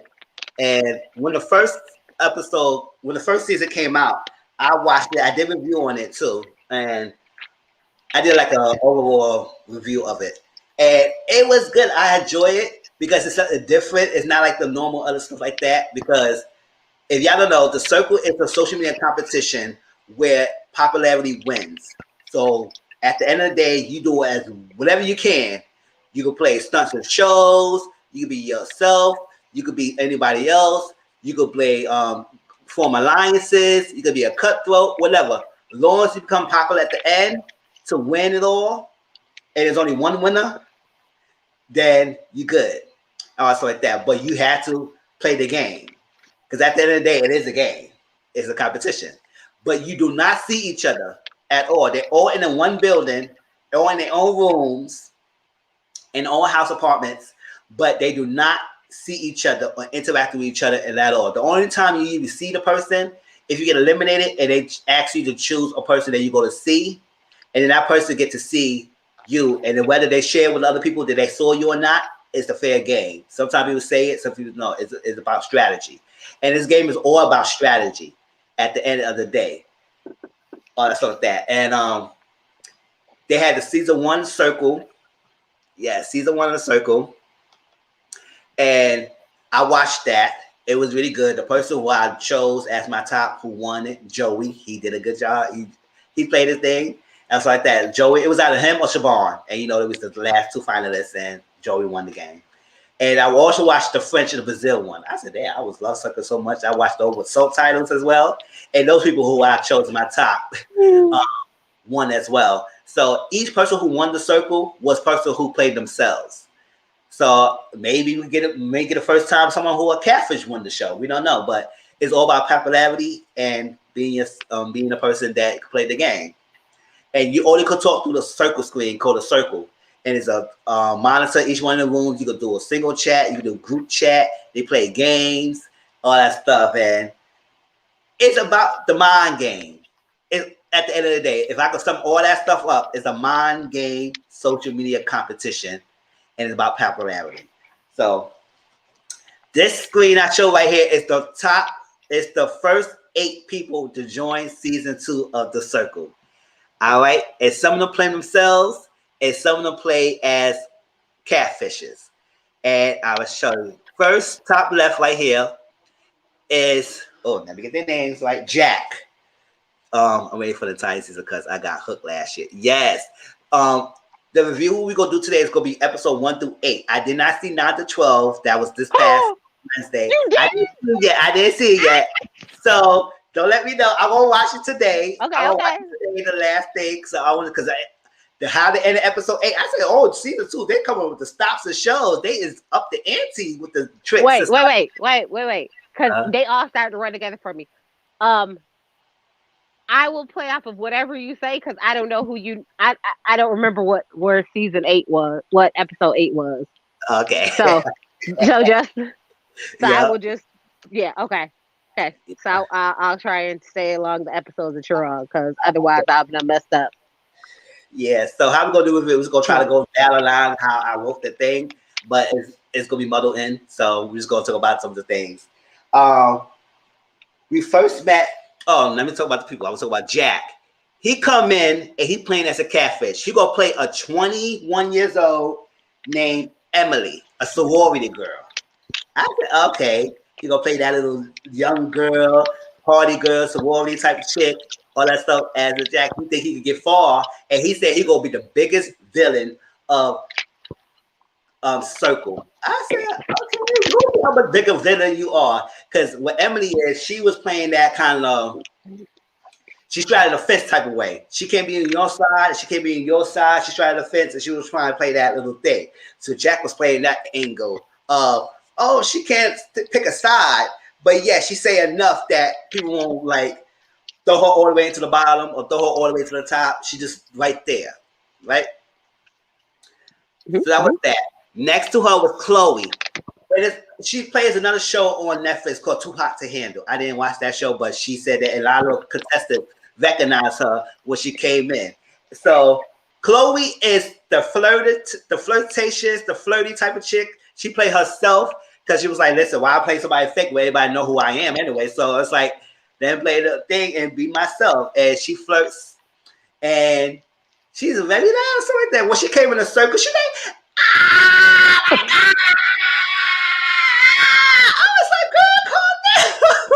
she was so hyped, and she had a unicorn with her too. So I was like, Chloe's gonna be something else. But I could see her make it far, but I didn't see 9 to 12, so maybe they could probably throw her the walls. But we're gonna see. Next to her is Brian. The most you can say about Brian is very philanthropist type of person. He played himself. Chloe played herself. Brian played himself. He's a breeder expert. Most of the time, I was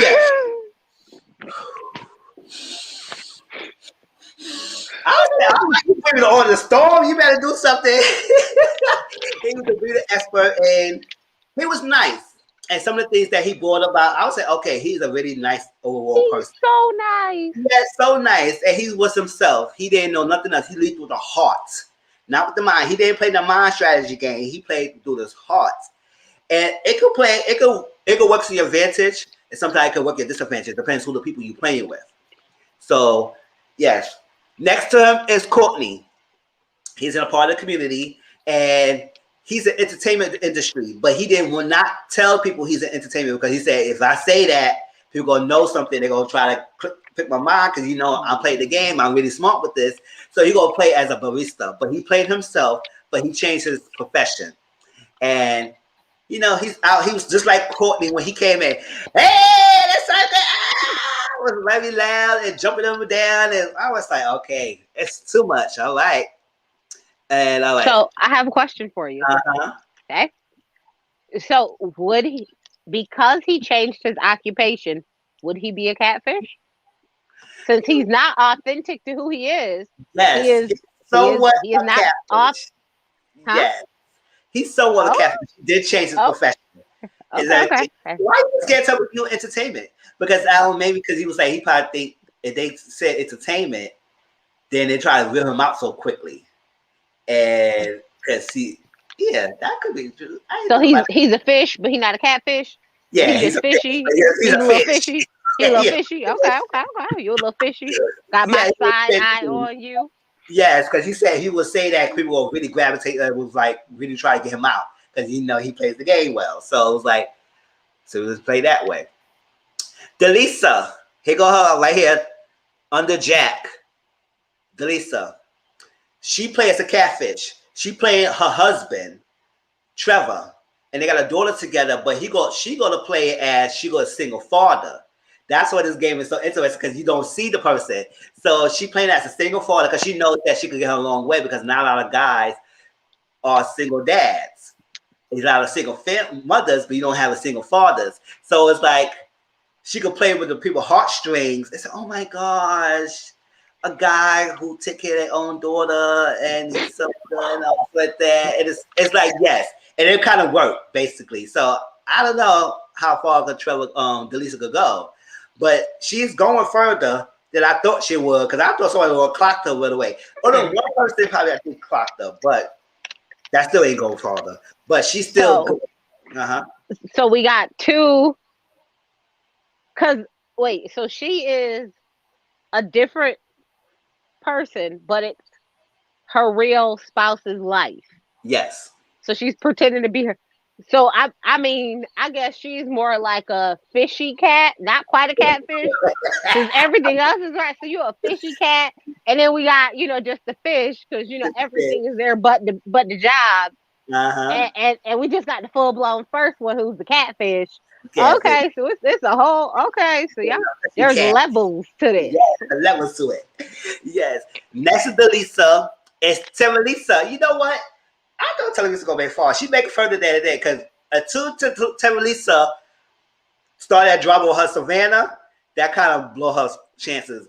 But I was here for Terralisa. I said, yes, I'm a Terralisa. I'm a substitute teacher. I'm like this. I got the blue hair. Yeah, everybody like me like that. And I was like, oh my God, Terralisa, you better show yourself. And you like Terralisa? I liked her a little bit. And then I was like, when she started the thing with Savannah, I said, girl, you was being messy. And even though some things that she was saying was true, but at the same time, it's like, God, you start this war, and now you shot yourself in the foot with that because now you messed up. Now yes, I jump in ahead, y'all. She got eliminated at some point, but not early, not first, but she got eliminated because it's so sorry. We're gonna talk about Terralisa. But I said, because I was like, yeah, Terralisa bringing the drama, stuff like that. But then again, her action caused a distaste in everybody's mouth, and they would say, nah, Terralisa, we can't deal with you, nah, girl. And next to Terralisa is Lee. Lee's an author. Lee said, I've been a catfish before a catfish, been a catfish, and been a catfish. Because he was an author and he plays, his author name is a female name, but he wrote the books. I said, oh, that's serious. I don't know what kind of name he's using. But it's Lee. I was trying to figure out what book he wrote. I was looking too. That's what I'm saying, right? Like, are you writing like those old romance novels? They used to have like Fabio on the front. Like, what type of books you was writing as a woman? He was right there. It was under an alias name. That's all I'm saying. Sure. Like, what pen name was you using? I was nosy, but they didn't tell me that because I sure was gonna go look. I was trying to see how good his writing was. That's what I'm saying. I like to read too. I need to see what kind of book you have, right? And he played her catfish because he said he been catfishing for him. He was catfish before catfish began catfish. So he knows the game. So he gonna play a young boy named who is actually straight in real life. That's his friend, but he gonna play River, who is gay on the show. I said, oh, he was okay for you to put him as gay as a show when he actually is straight. But I think he used the gay rainbow thing because I think his personal life, he's gay himself because he's married to a man, I think, for 40 something years. Am I right? Yeah, he's been with a man for so yes, he's gay in real life, but he gonna play a gay person, even though the person, his friend he's playing, is straight in real life. And he's young. And last is Savannah right here. And Savannah she played herself.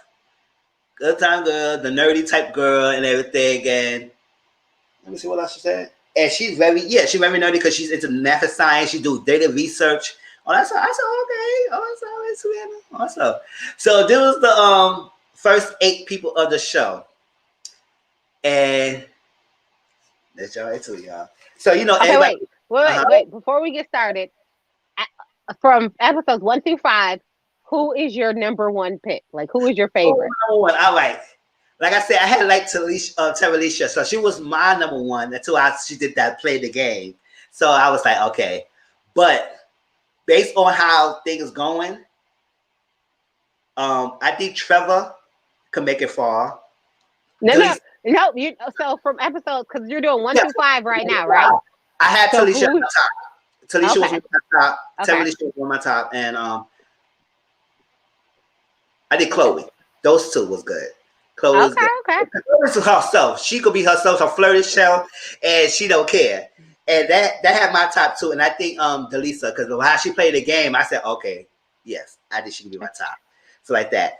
But I was rooting for Terralisha until she played that stunt. I said, oh, snap. It could have worked her favor or it could have backfired.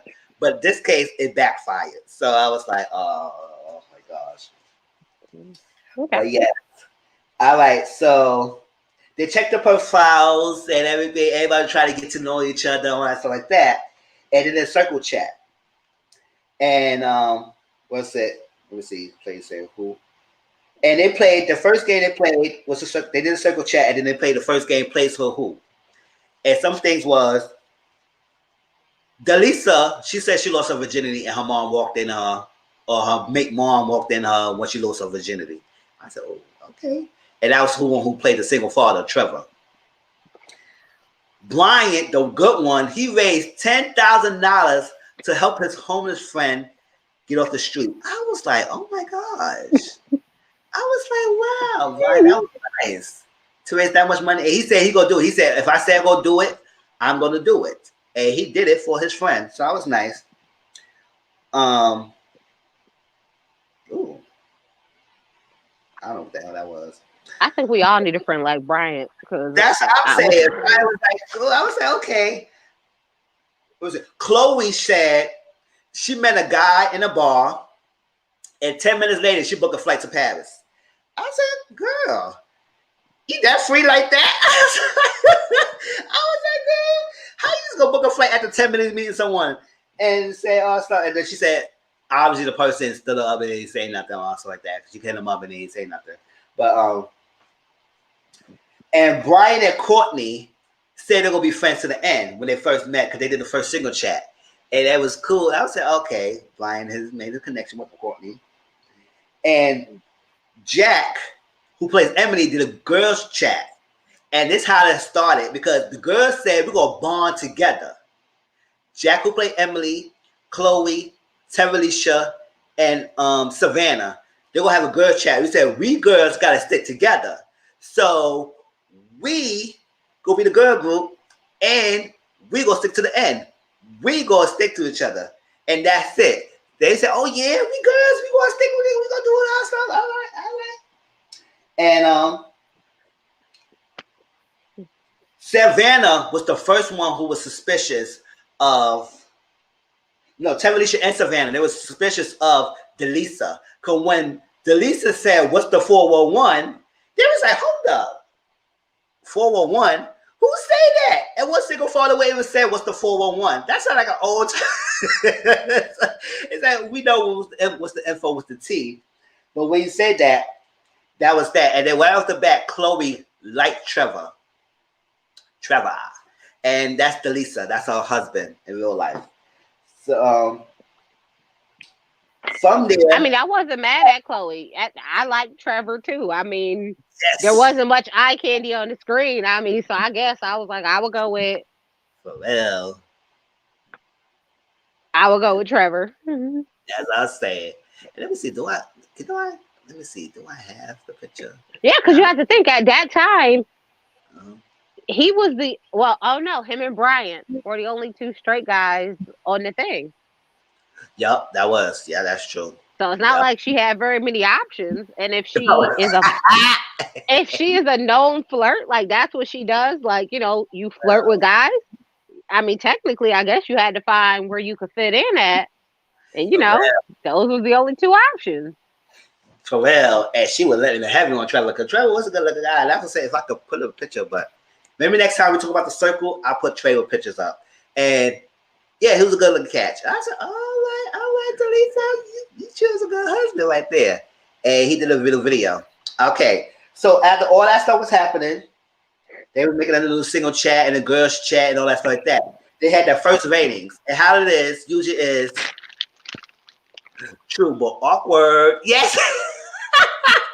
Because Delisa, and that's what Delisa was. She was like, she banking on Chloe liking Trevor, so she could use that for a long one because Chloe liked Trevor, so they're gonna make that alliance there, all that stuff. And they try to play this buddy romance, so like that until Mitchell came along, and now Chloe said, "Ooh, snap!" But Chloe played her little true self to say, "No, I gotta stick with Trevor because I like Trevor and everything, all stuff like that." And Chloe's from England, so her voice is so funny, is how she talks about the same things. And so how the ratings go, they go rate for each other from 1 to 8. Usually the first two people are the influencers, and they get to choose to block someone off the circle. And anybody can block. So when they did the ratings, and all said and done, the person who became the influencers was Terralisha and Savannah.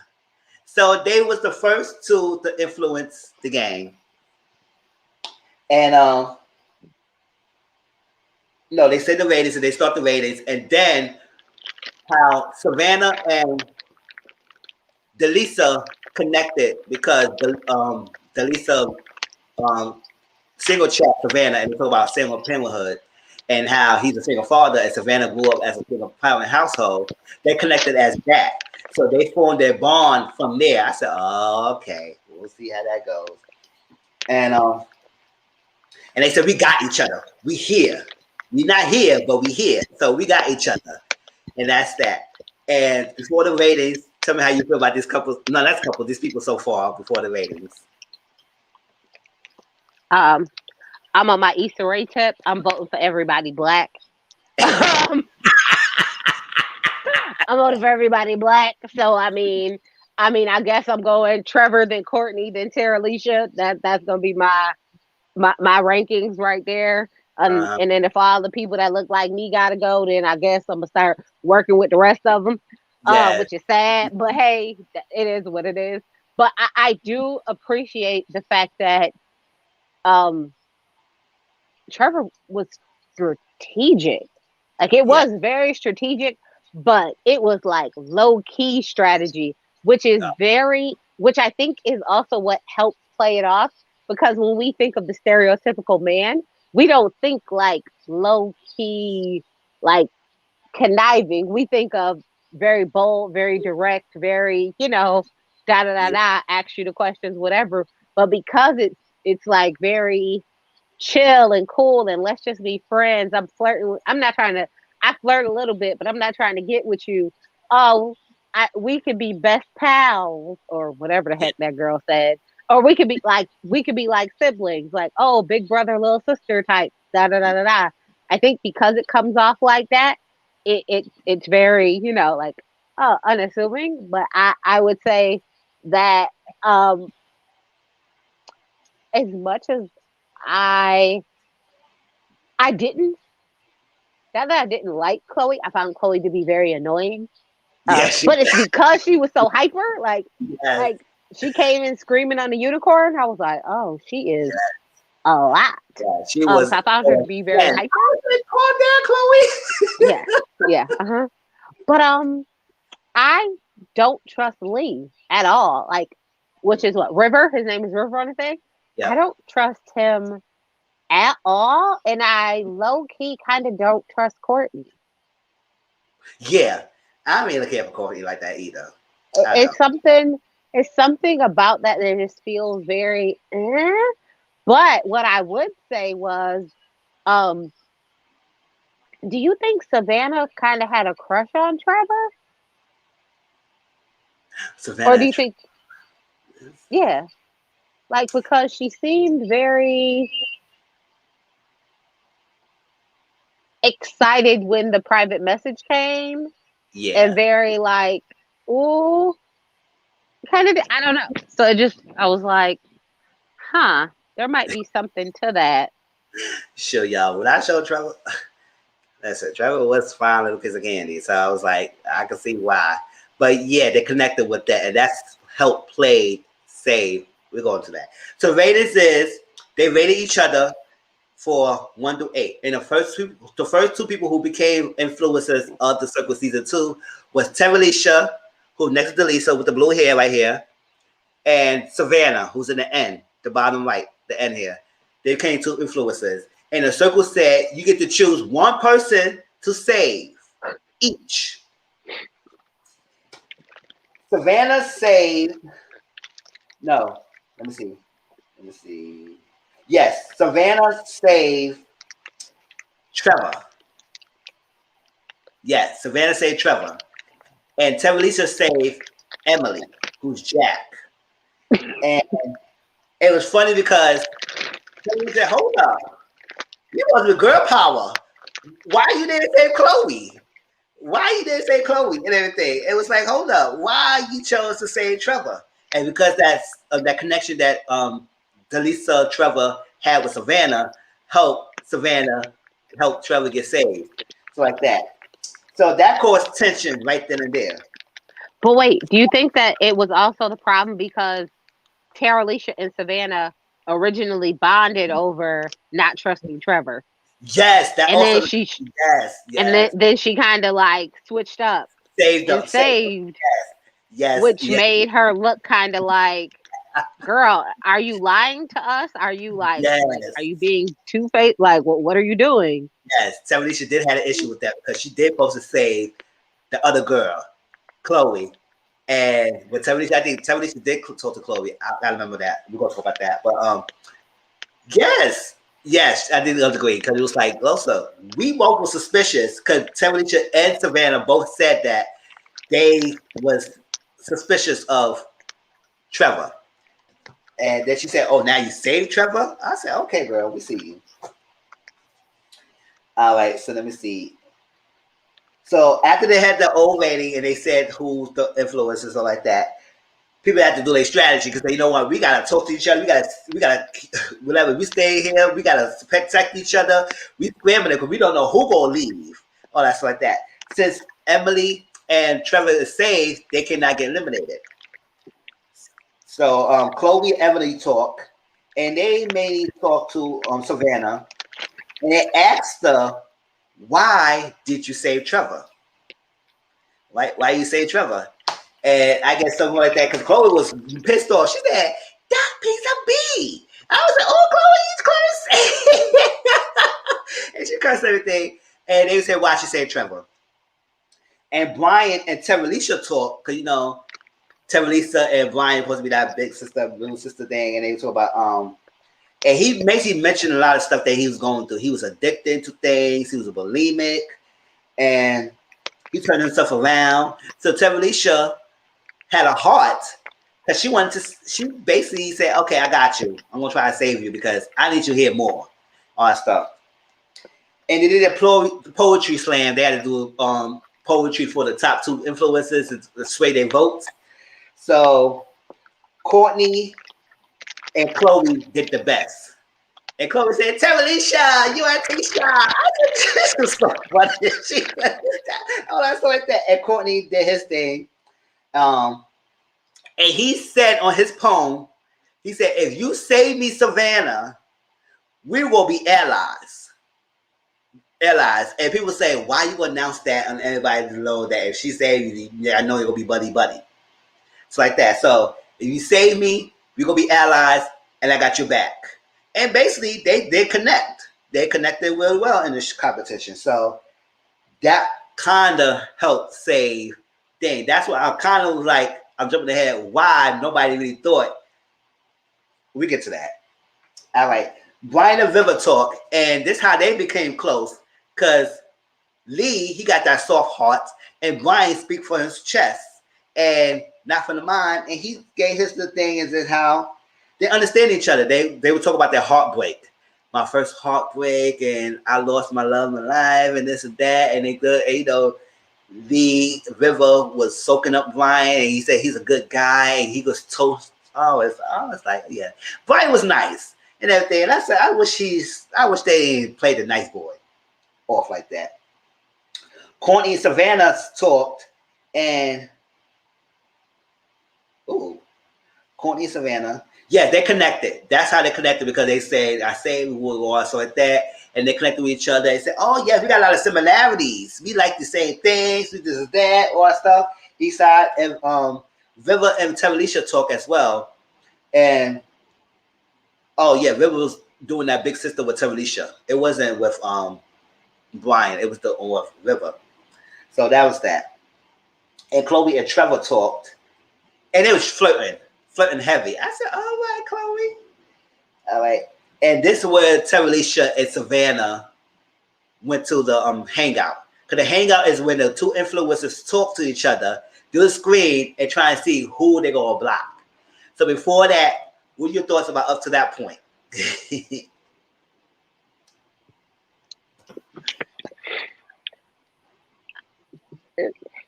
It was crazy to me how River is like a huge catfish. It was like, oh, but you're so sweet, and I know that you're really not a catfish. And you're so. I was like, I know you not talking, jumping out of the frying pan and into the fire. That's what I'm The saying. senior catfish up here. I was, I know you lying. But I think Emily has a very good strategy. Yeah. I do. I do think Emily had a very good, like, I'm going to be okay with everybody and agree with everybody and kind of play the fence like personality wise. It made a lot of sense. So, I mean, I'll give Emily that. Yes, I hear that. That's true. Um, okay, so Teresa and Savannah did the hangout. And it was going back and forth, who to eliminate. Savannah was not giving up Courtney. And this was caused attention between Teresa and Savannah because Teresa said Courtney is the biggest threat. And he's the biggest threat. And we don't get him out now, it's going to bite us in the future. So we need to get him out. But Savannah was not budging of getting rid of Courtney. So she was not budging. Teresa was getting frustrated. She said, oh, girl, she's going to try to keep this guy here, guy here, guy here. So Teresa brought up something about River staying. It's like that. You say, you know what? I'm going to keep River. I'll let you keep River if you decided to keep Courtney. And that was the only way Savannah was going to budge and giving it to Teresa demands because Teresa was trying to get Courtney. That was her number one goal. But since she can't get that, who else you going to get? It's like that. She liked Brian. She connected with River because that was the big sister, little brother, big sister type of scenario. So the only person who was left was basically Brian then, and I think Chloe.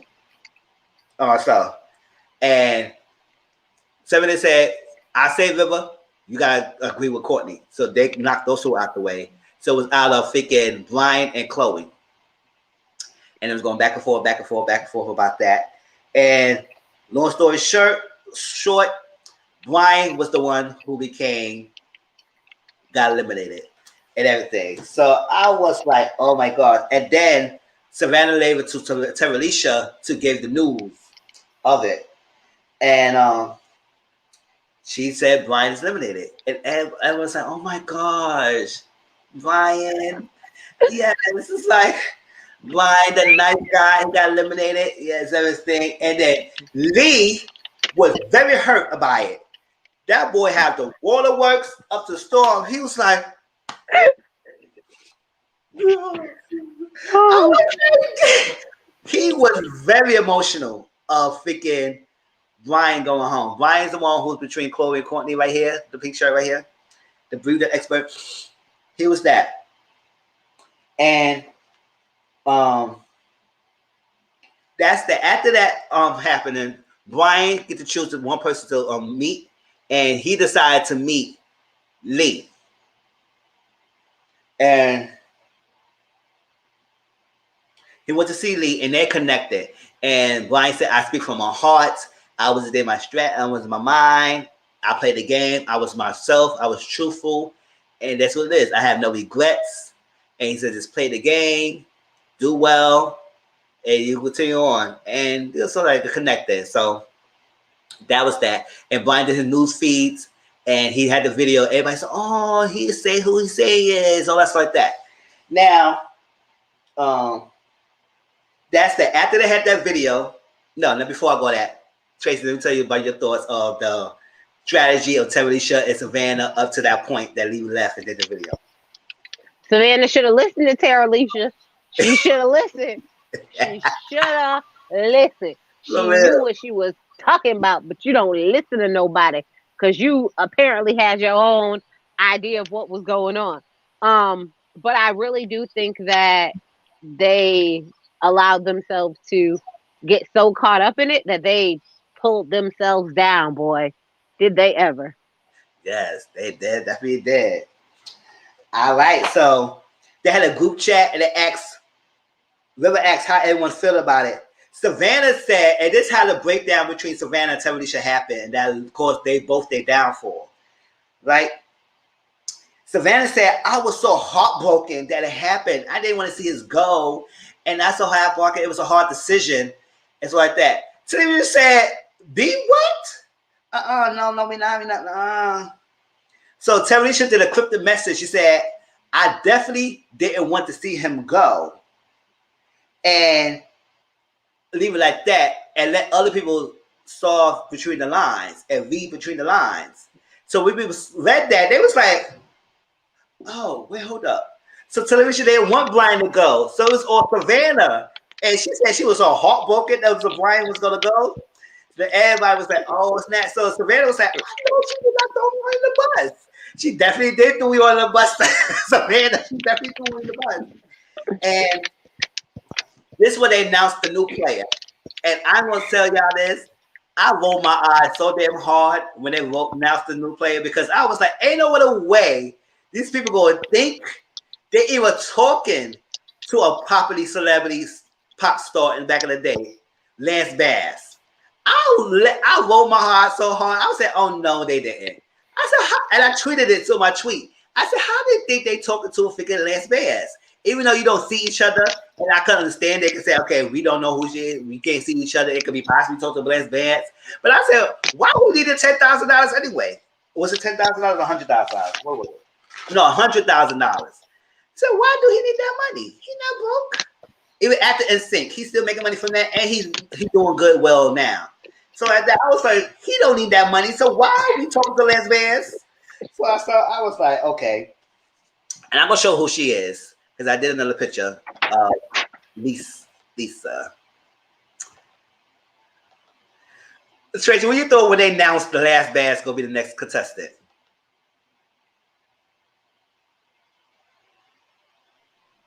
Okay, wait. Before I do that, who do you think is to blame for the Savannah Tarilisha downfall? Which one is to blame? Who are you blaming?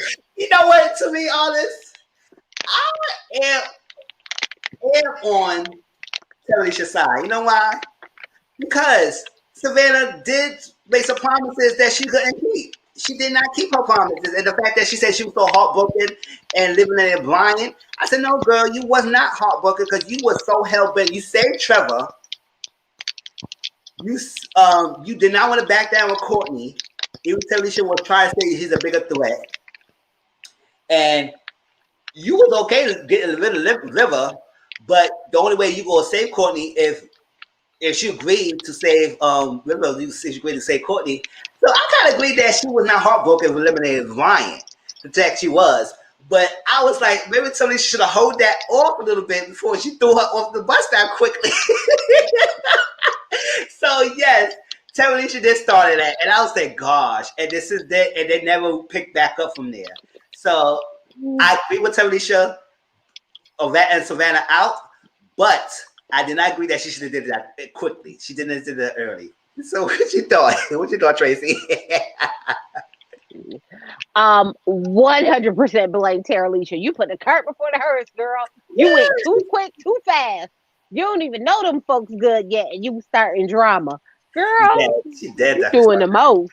But I would say that I could understand them being sad about, like, getting rid of Brian, because he was super like nice. And I think it makes it harder when you see the video of the person and they are themselves and they are genuinely a really nice person. Like, oh crap, I feel really bad. Like, and you notice how every other elimination after that, people are really nice. Like about like after the fact, they ain't, because this was just a lot of like they came out the gate like. Yes. Season 1, they went off the bat with this thing. Okay. But when I seen the picture of Lance Bass pop up, I said, I know you lying. I know you lying. Like I know you lying. You could not have possibly said, had they picked like some sort of like child star actor who we ain't seen in umpteen years, maybe, you know what I mean? But I was like, from NSYNC? Like, seriously? Yeah. And I thought it was hilarious that Chloe was like, who is this? I don't know who he is. Yes. Like, what the hell? But I hollered. She was like, who is that? He's an old man. I was like, wow. Yep. Wow. But I get it. She's from the UK. She's not from America, so she probably seen it different. But it was, to me, I was like, did they have a celebrity person last year? I didn't watch season 1. No, it was mainly regular people. They had no celebrity people. So that's what I'm saying. Why the hell they brought the celebrity thing now? I was like, and then when I said Lance Bass, and I said, I know these people is not going to think they really talking to Lance Bass. I know they're not thinking, even though you can't see each other, so they could probably possibly think. But the only way they convince them if they ask the questions and he answers it and they know. So like a lot of people act like they really fans and they know a lot about his life. So if he answer anything incorrectly, we'll probably throw them all and say, "Oh no, this is not person. This is not Lance Bass. This is not Lance Bass." But I do think that the assistant was probably the only person who could actually pretend to be them. You know, because your assistant, you know, they know pretty much everything about your life because they run your life. So y'all, this is the person who played Lance Bass. Her name is Lisa. She's a personal assistant of Lance Bass for 14 years. So basically, as like Tracy said, she probably would know him the best. Everything. His ups and downs, his ins and outs, his performances, stuff like that. And everything. So they had brunch with Bass, right? And Bass. And they all ate breakfast and they had a conversation with Lance Bass. And they was talking. And Talisha, that's why I said Talisha, she was a shit starter. Because she said, if you got the $100, we're gonna do it with the $100. Cause why did you need the money? She didn't say it like that, but she said it in her own apartment that why he need the money. So let me ask him, what you gonna do with the $100,000? Or you gonna donate for charity? You gonna do something like that? And everything I said, that's the only way you can play this game. You gonna donate it. I mean, he could keep the money for himself. But they was like, more people think like on celebrities, money, they get competition, they can do some charity. So she said, oh, if I got the $100,000, she's just trying to play the joke, but I don't think people not at all. Because I was like, that joke didn't come across as a freaking joke, girl. You should have did a better job with that. She said, oh, I'm going to start an NSYNC tour. I know you lying. I know she did not say that. And somebody was like, hold up, what? What? Mhm, I was like, mhm. oh I no. mean, wait, what was worse? There was no smiley face behind it. There was no Yes, LOL behind it. It was just yes. a real general It was statement. just Like, straight. I'm I gonna want start to start an instinct instant tour. tour. I was Like, like, an instant tour?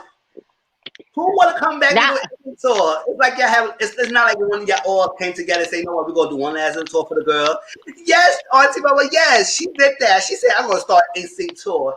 And no laugh out loud and nothing like that. She said, "Oh, we're gonna try to get the joke."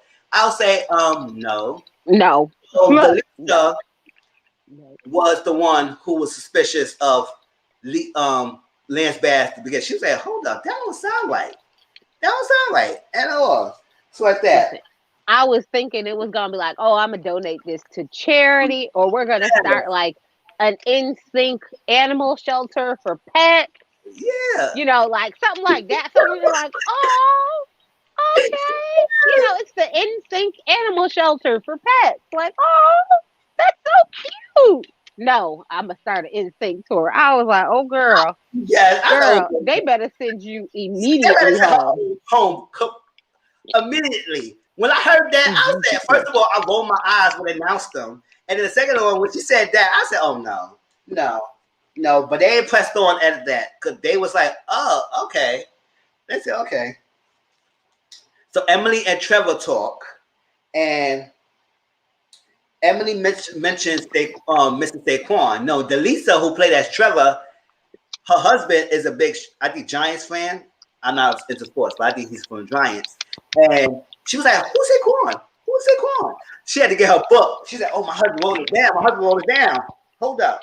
Oh yeah, she listened to that. Oh, it's like that. And the fact that you can't see each other, Emily didn't know that she didn't know about who Saquon was. So she Yes. Now that's what I call partnership as a couple. Oh, that's don't worry. Anything you don't know about me, I'm just gonna write it down in this so book I'm gonna for you, write it down babe. for you. I got you. So Like, man, he was let on me that get to book. my chapter on sports. I was like, what? Like, hold up. I was trying to stand like that. I was like, oh my gosh.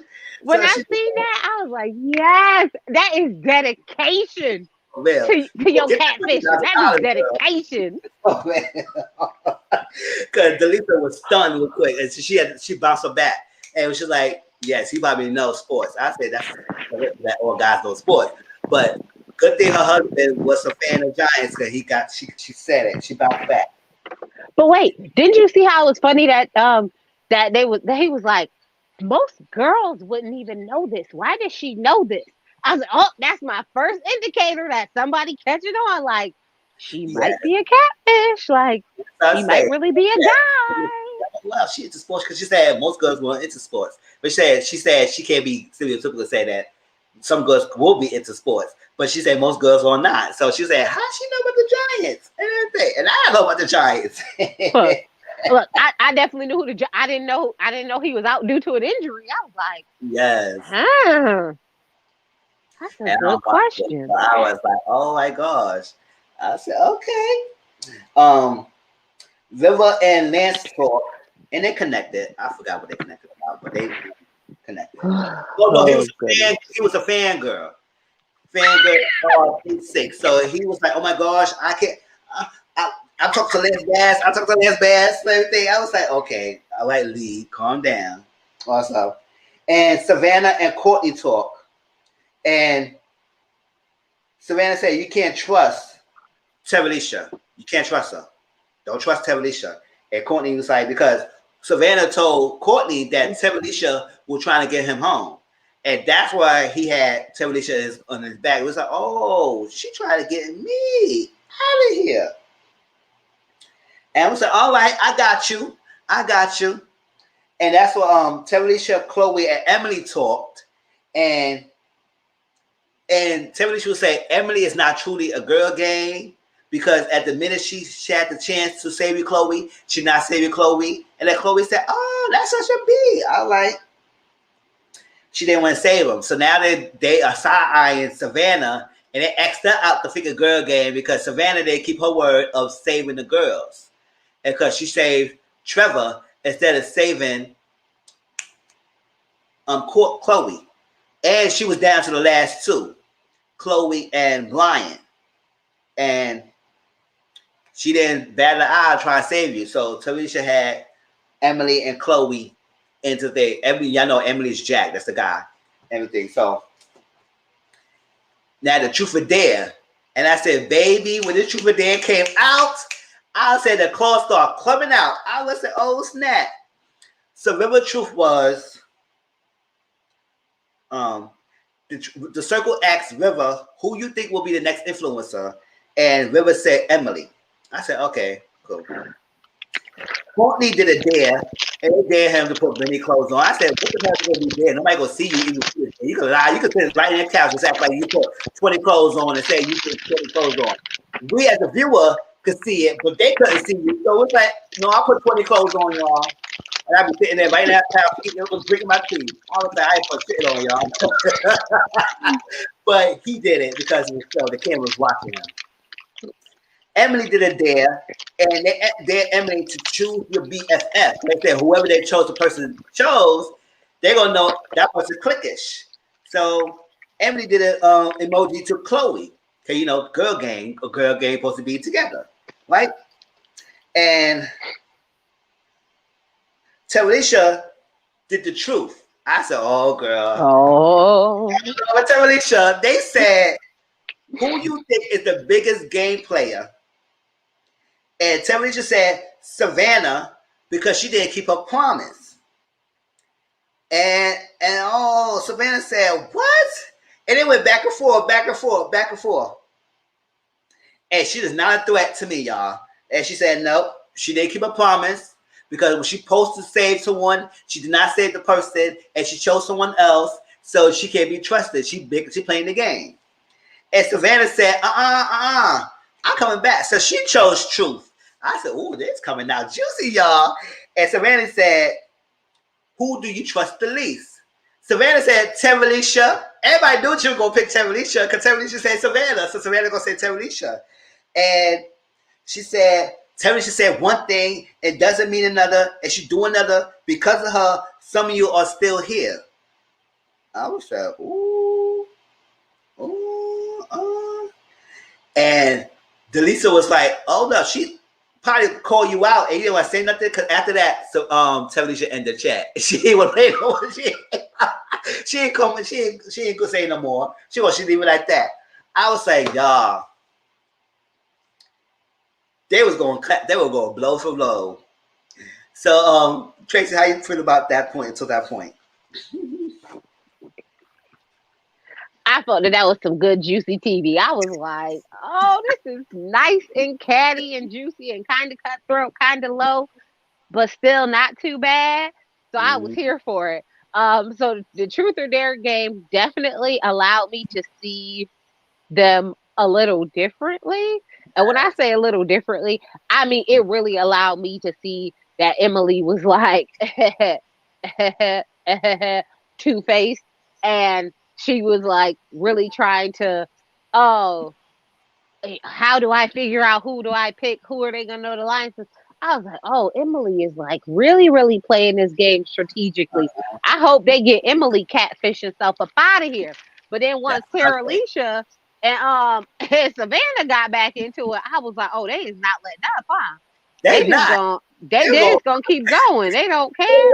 Okay.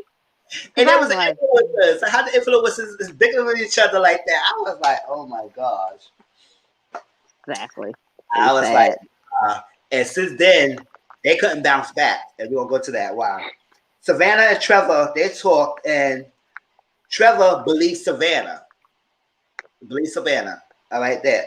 Talisha and Courtney talk, and Courtney would not want to have a talk with Talisha. She said, girl, why you hit me up? Gosh, girl. Oh, girl. I was like, what? I was like that because Savannah already got in Courtney's ear. So he really turned off of Talisha. So Talisha was trying to save herself. She said, don't believe Savannah. You can't believe Savannah. All that like that Savannah was trying to go on. I was like, oh, okay. But Savannah was telling the truth, though. She was trying to get rid of him. So, I mean, yes, Savannah was lying. Savannah was truth. Savannah was trying to get Courtney out of here. No, not Savannah. Talisha trying to get Courtney out of here. And Savannah told Courtney. So yes, it is the truth. Talisha wanted Courtney going because Courtney will be a threat. And it came a threat. And later on. And they should have listened to, like you said, so listen to Talisha and we got him going. All right. Savannah, Emily, and Chloe talked. And Emily's impartial, like she always been. She don't know what side she do. She just played the fence. And Savannah trying to get them on her side, right, for the next ratings. So Trevor and Lance talk, and they had a little chat. I didn't care about that. Oh, she got 4,000. Go ahead. Congratulations. I'm the winner. Yes. Nowhere near there, y'all, but hey, we support each other. So ratings, y'all. Congratulations. Hey, gonna mention down this thing tonight, y'all. So ratings. Lance could rate, but he cannot be rated. Or yeah, he cannot be rated. Yes. And River, Courtney, Chloe had this little accent talk and all that stuff like that. It wasn't that much. So the ratings, y'all, it's the same thing. 1 through 8. No, 1 through 7, because Lisa cannot be Lisa and Lance can be rated. And who will be the influencers? And to tell y'all, the influencers who was the top 2 last time became the bottom 2 this time.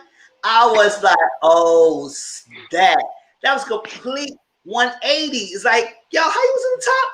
It went to the bottom like that. Straight like that. Savannah my, oh my, how the mighty have fallen. That's what I'm saying. And Talisha was 7th. And the top 2 of this time was Chloe and Emily. And I was like, okay. And they had the hangout. And Talisha and Savannah were trying to talk, doing the hangout conversation or something like that. And they was not seeing eye to eye because y'all really just burned the bridges. And it was like in the chat. So it was like, I don't believe with you. I can't rock with you. And they're going back and forth. That's it. That conversation went nowhere fast. Yeah, that's what I'm saying. It definitely didn't. Definitely. So the ratings happened. They was going back and forth. And Chloe would say, listen, Courtney, River, and her will be the 3 amigos. I said, okay, yeah, cool. Alliance on top of the alliances, Chloe. Okay. And Emily was playing it safe. So as Chloe was trying to get people, Emily was keeping in the middle. It's like she's choosing one side, one another. Like, okay, what you feel about this person? Like, what you feel about this? And she kept throwing it back to Chloe. No, what you feel about this person? How you feel about? I was like, I feel how. Look, whatever you like. That's what I'm saying. Whatever you like. We can do whatever you like. Yes. We can do whatever you like. I was like, side eye. That's what I'm saying. So the person who got eliminated was like CM. Yes, it was kind of be expected that it was the top and then it came to the bottom because the bickering they had. People they like that, so they became the bottom now. And the person who got eliminated was Savannah. I was like, damn, one of the influencers got sent home next. I said, oh, Savannah got home. So the circle asked Savannah specifically because they was like, listen, usually when a person goes sent home, they say choose a person you want to see before you leave. But the circle asked her specifically, go to the person who you think would win this competition, basically. And she went to see Courtney, and who you deserve to win. And she went to see Courtney, and she told Courtney, watch out for Emily. I don't trust that B. She's snaky, all that stuff like that. She trying to play this fence. She can't do all that stuff. And she's playing the game. And befriend Talisha. No, don't be hateful. Befriend her. Keep her in your close little niche. And then play her when you need to play her. But befriend her. And Courtney said, okay, this will happen. This didn't happen on season 1. this person got access to the inner circle. Courtney was access to the inner circle when he plays the Joker. And the Joker is they get the first person to even meet the new people and have a conversation with the person and trying to probably persuade them or something like that to whatever they like it before all the castmates could see the two new people, everything. And it's gonna be a limited time, it's a limited power, and he gonna have a secret identity on top of it because it's an existing person who has the Joker, and you will talk to the person anonymously. They will not know who you are. You play as a Joker, and new try of trust and not to trust. And he gonna try to use the Joker to convince the new players who to trust or not to trust to sway him to wherever he wants to pick for the next ratings. And that's that.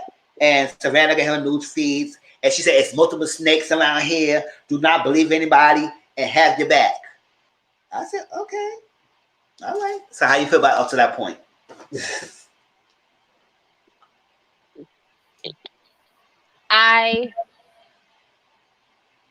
I feel like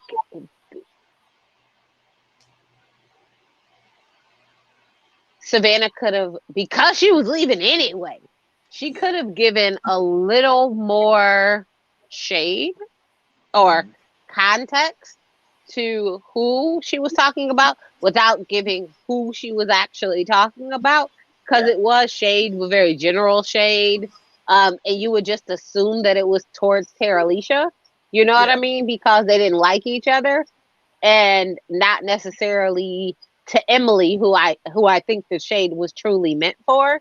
So I feel like she could have just did a little bit of a better job clearing it up and to drop the seeds, because I feel like, Courtney knew because she had explained it to him. But I feel like outside of that, everyone else was kind of like, oh, well, she must be talking about Tara Alicia because they don't get along. Yes.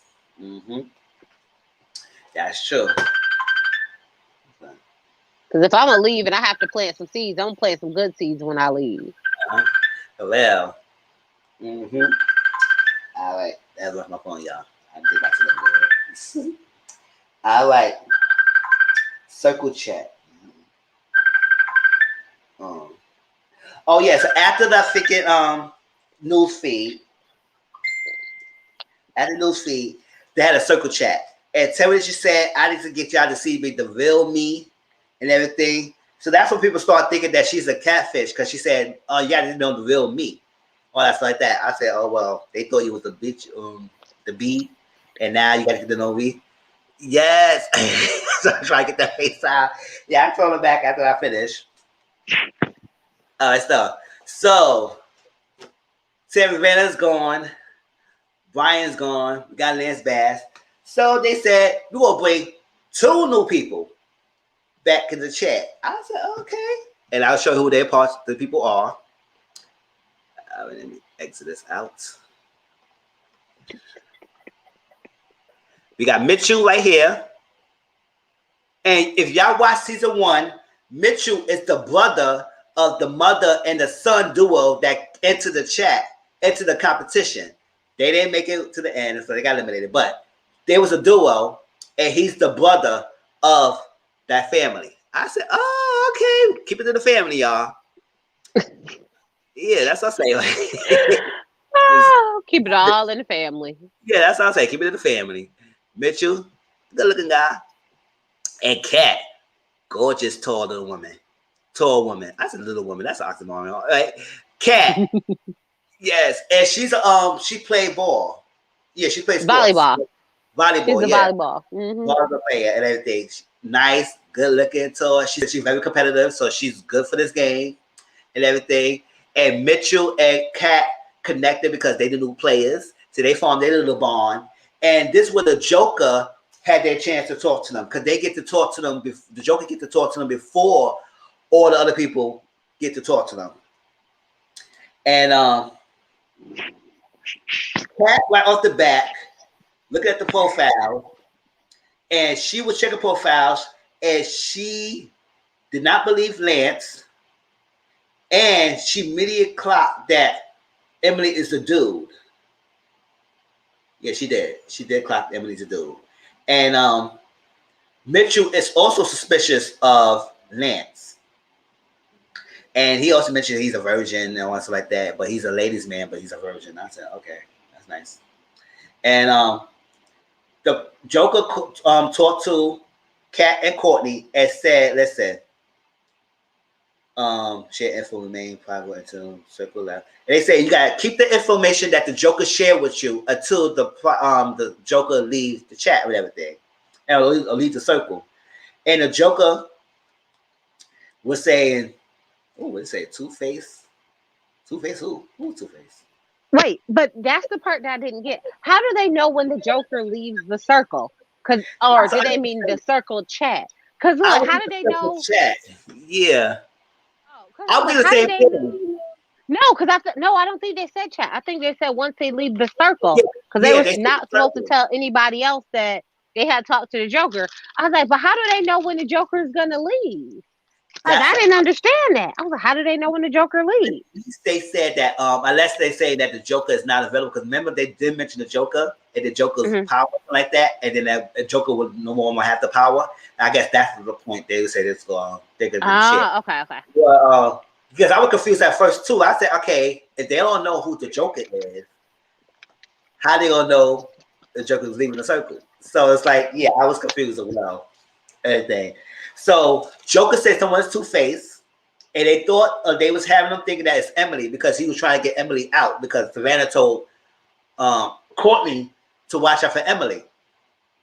So it's like they're gonna have them thinking that it was Emily, and Emily was talking about the other girls. She said, Chloe can't be trusted, and Tiffany's just a catfish. And that's what the Joker put the plants in Mitchell and Cat head. They would say, oh, so Tiffany she can't be trusted. Chloe can't be trusted. Tiffany's a catfish. So it must be Emily. So I said, okay, but I would say they don't know anybody. They don't know the people yet. Because I would say it could be somebody else who could try to put the shame on Emily, Chloe, and Talisha. So I was like, all right. And now they had to upload 2 photos of each. And it's going to be a naughty photo and a nice photo. And based on Talisha photos, they think she's a catfish. And I said, oh, because they said that she photoshopped, she photobombed the pictures and all that stuff like that. She touched it up too much. And it did look like she touched up the pictures really well, so like that. But they think she was catfish, but even though Tiffany is a real person. Lance, they're not believing Lance. People not believing Lance. It's like that. And the 2 new players got introduced at this point. And baby, y'all, they showed Cat. And Cat, it was good. But Mitchell took the damn cake. Mitchell showed his naughty side, showing his behind. I said, oh, snap. I was laughing. And I was here for, I was saying, oh my gosh. Everybody was kept it safe with the clothes on. Mitchell said, nah. Y'all gonna shoot his cakes. And he showed the cakes, and everybody was like, and that's what Chloe, the flirtatious girl, said, oh my gosh. Mitchell is, oh, look at Mitchell. It's like that. And it was Delisa who played Trevor. She said, oh, Chloe, he gonna be running for my money. Cause now Chloe gonna be snatching up a Mitchell and everything. And y'all remember what Mitchell is? This is Mitchell right here, y'all. And he showing little cakes. I was like, oh my gosh. I was like, and he had everybody rolling. Everybody was like, oh snap. Lee was here for it. Everybody was here for it. Everybody was laughing. Everybody was enjoying. They said, oh yes, he don't take himself seriously. So he having a good time. So Look, that everybody was here for it, but Emily and Trevor. oh, Emily and Trevor was the only 2 that wasn't here for it. They was like, yeah, no, yes. Because no, no, Emily's no. the dude, so he was not clocking for a dude booty like that. And but she got to play it off because she's a chick, right? And Mm-hmm. and Trevor didn't like that because they know Mitchell gonna be a competition because Chloe is going fall for freaking Mitchell because she see that booty and she's flirtatious. So she all right. So Chloe's flirting and They said you didn't answer this FaceTime. Somebody text you. Answer your phone. oh well, I'll call them back.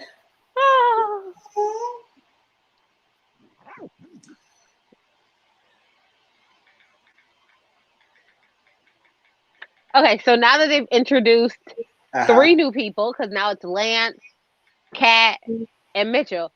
Um, who's your number 1, 2, and 3 right now? Number 1, 2, or 3. All right. All right. So let's see who was left. I don't like calling, don't like Lee, no Kim. So my top would have been at this point Hmm. would have been I did Mitchell because he Hmm. just started, but I think he could make for Mitchell. I still like a Delisa game plan. Mitchell, Delisa, and let me see who else. Well, I still kind of like Chloe, but Chloe's doing too much for me somehow. So she doing too much, and I'm saying to give the cat so far. Give the cat Mitchell, Delisa, and Cat so far will be my top right now. Let me see. Next, he's gonna pop up at the house like. Yeah, they're gonna pop it up. Yes, I don't Open think up! Like, I'm here. Like, oh. for real. I get to it, y'all. I get to it. All right, let me see. Trevor, Cat, and Tony should talk. Um, Trevor asked them how to raise a daughter because he's a single father who's raising a young girl and everything. So, and Cat realized that Tamisha is desperate because she was in the bottom. She realized, even though she didn't even know who the rated was, she based on Tamisha's talking, she was like, oh, she's trying to get friends on her corner right now because she did some bomb stuff that got her in a freaking hot seat. I said, yeah, Tony, she did that, girl. She did that.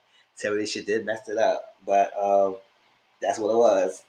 So Lance, Chloe, and River talk, and they talk about Mitchell and Trevor. Okay, you know, they all like the guys. So they had a little kiki moment about the 2 guys. And Mitchell and Emily talk, and they flirt with each other. And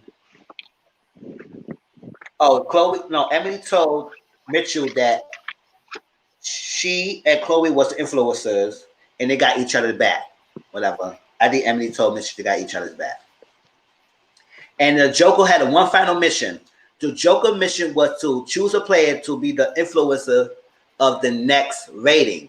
So right off the bat, there will be one half of the influencer, and the Joker picked River. Okay, you know, Courtney and River somewhat had a good relationship, a good talk, and everything. But how much did they? Oh yeah, they connected a little bit because they both in the community and all that stuff.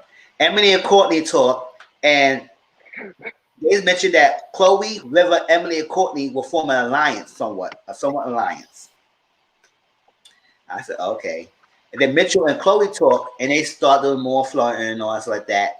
And then what Trevor wanted to talk when they was talking, Chloe ended that chat with Mitchell real quick and talk. I gotta be loyal to my Trevor. I gotta be loyal to Trevor. She ended that quick chat with Mitchell real quickly. That's right. That's Yeah. right. Be loyal to your Trevor. I That's mean, loyal to right. Trevor. I like my chocolateness, and I gotta keep him, so like that. Even though he's kind of calm now, but still. Let me see. So she ended that thing. I laughed when she hung up with Metro. He said, "Dang, he just She blow had me to go long quick. for real." And then Chloe and Trevor talk, and they talk about vacation.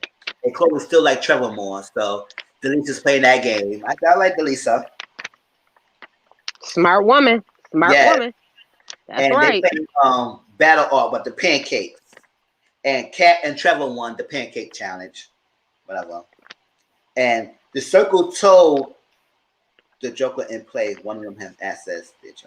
Oh yeah, the Joker told the rest of the players that the circle told the people that the Joker was in play and he's an existing player, and he has the choice of choosing one influencer.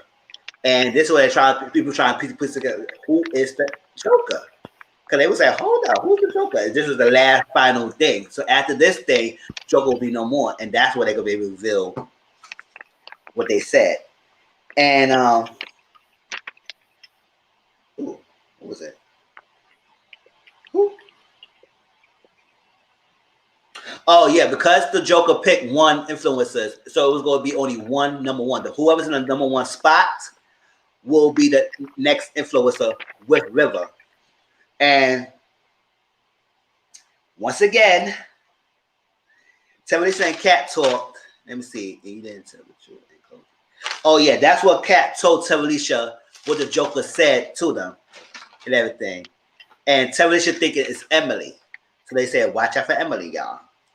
And the last place again was unfortunately, y'all, Tevalisha. I said, oh girl. Woo woo. Tevalisha, you going home, girl. You going home, girl. You the bomber twice already. You going home. And look, you ain't got to leave, but you got to get the F out of here. Bye, girl. So, Courtney had this chance. That was a chance, and he picked River. And, Courtney River connected. So, after the elimination, Courtney was on a mission to get rid of Tevalisha. And Courtney delivered a message, and Tevalisha got sent home. And I was like, oh. But it was expected because since that drama with Tevalisha and Savannah, those influencers got eliminated, got sent home. So what's your thoughts up to that point? I think Courtney did a very good job as the Joker. Yeah. I do think he did a good job as the Joker.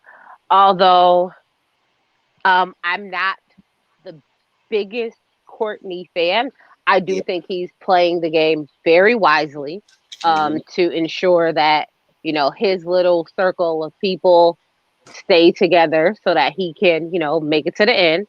So, I mean, I can't knock him. He is definitely doing his thing. As far as moving the pieces on the chessboard to do what he need them to do. So, I was definitely not shocked that Tara Lisa went home. Definitely wasn't. There was no surprise there. But I do feel like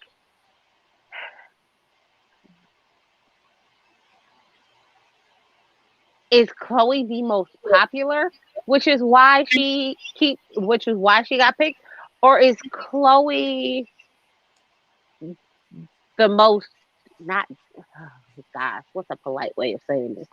Is Chloe the least threatening?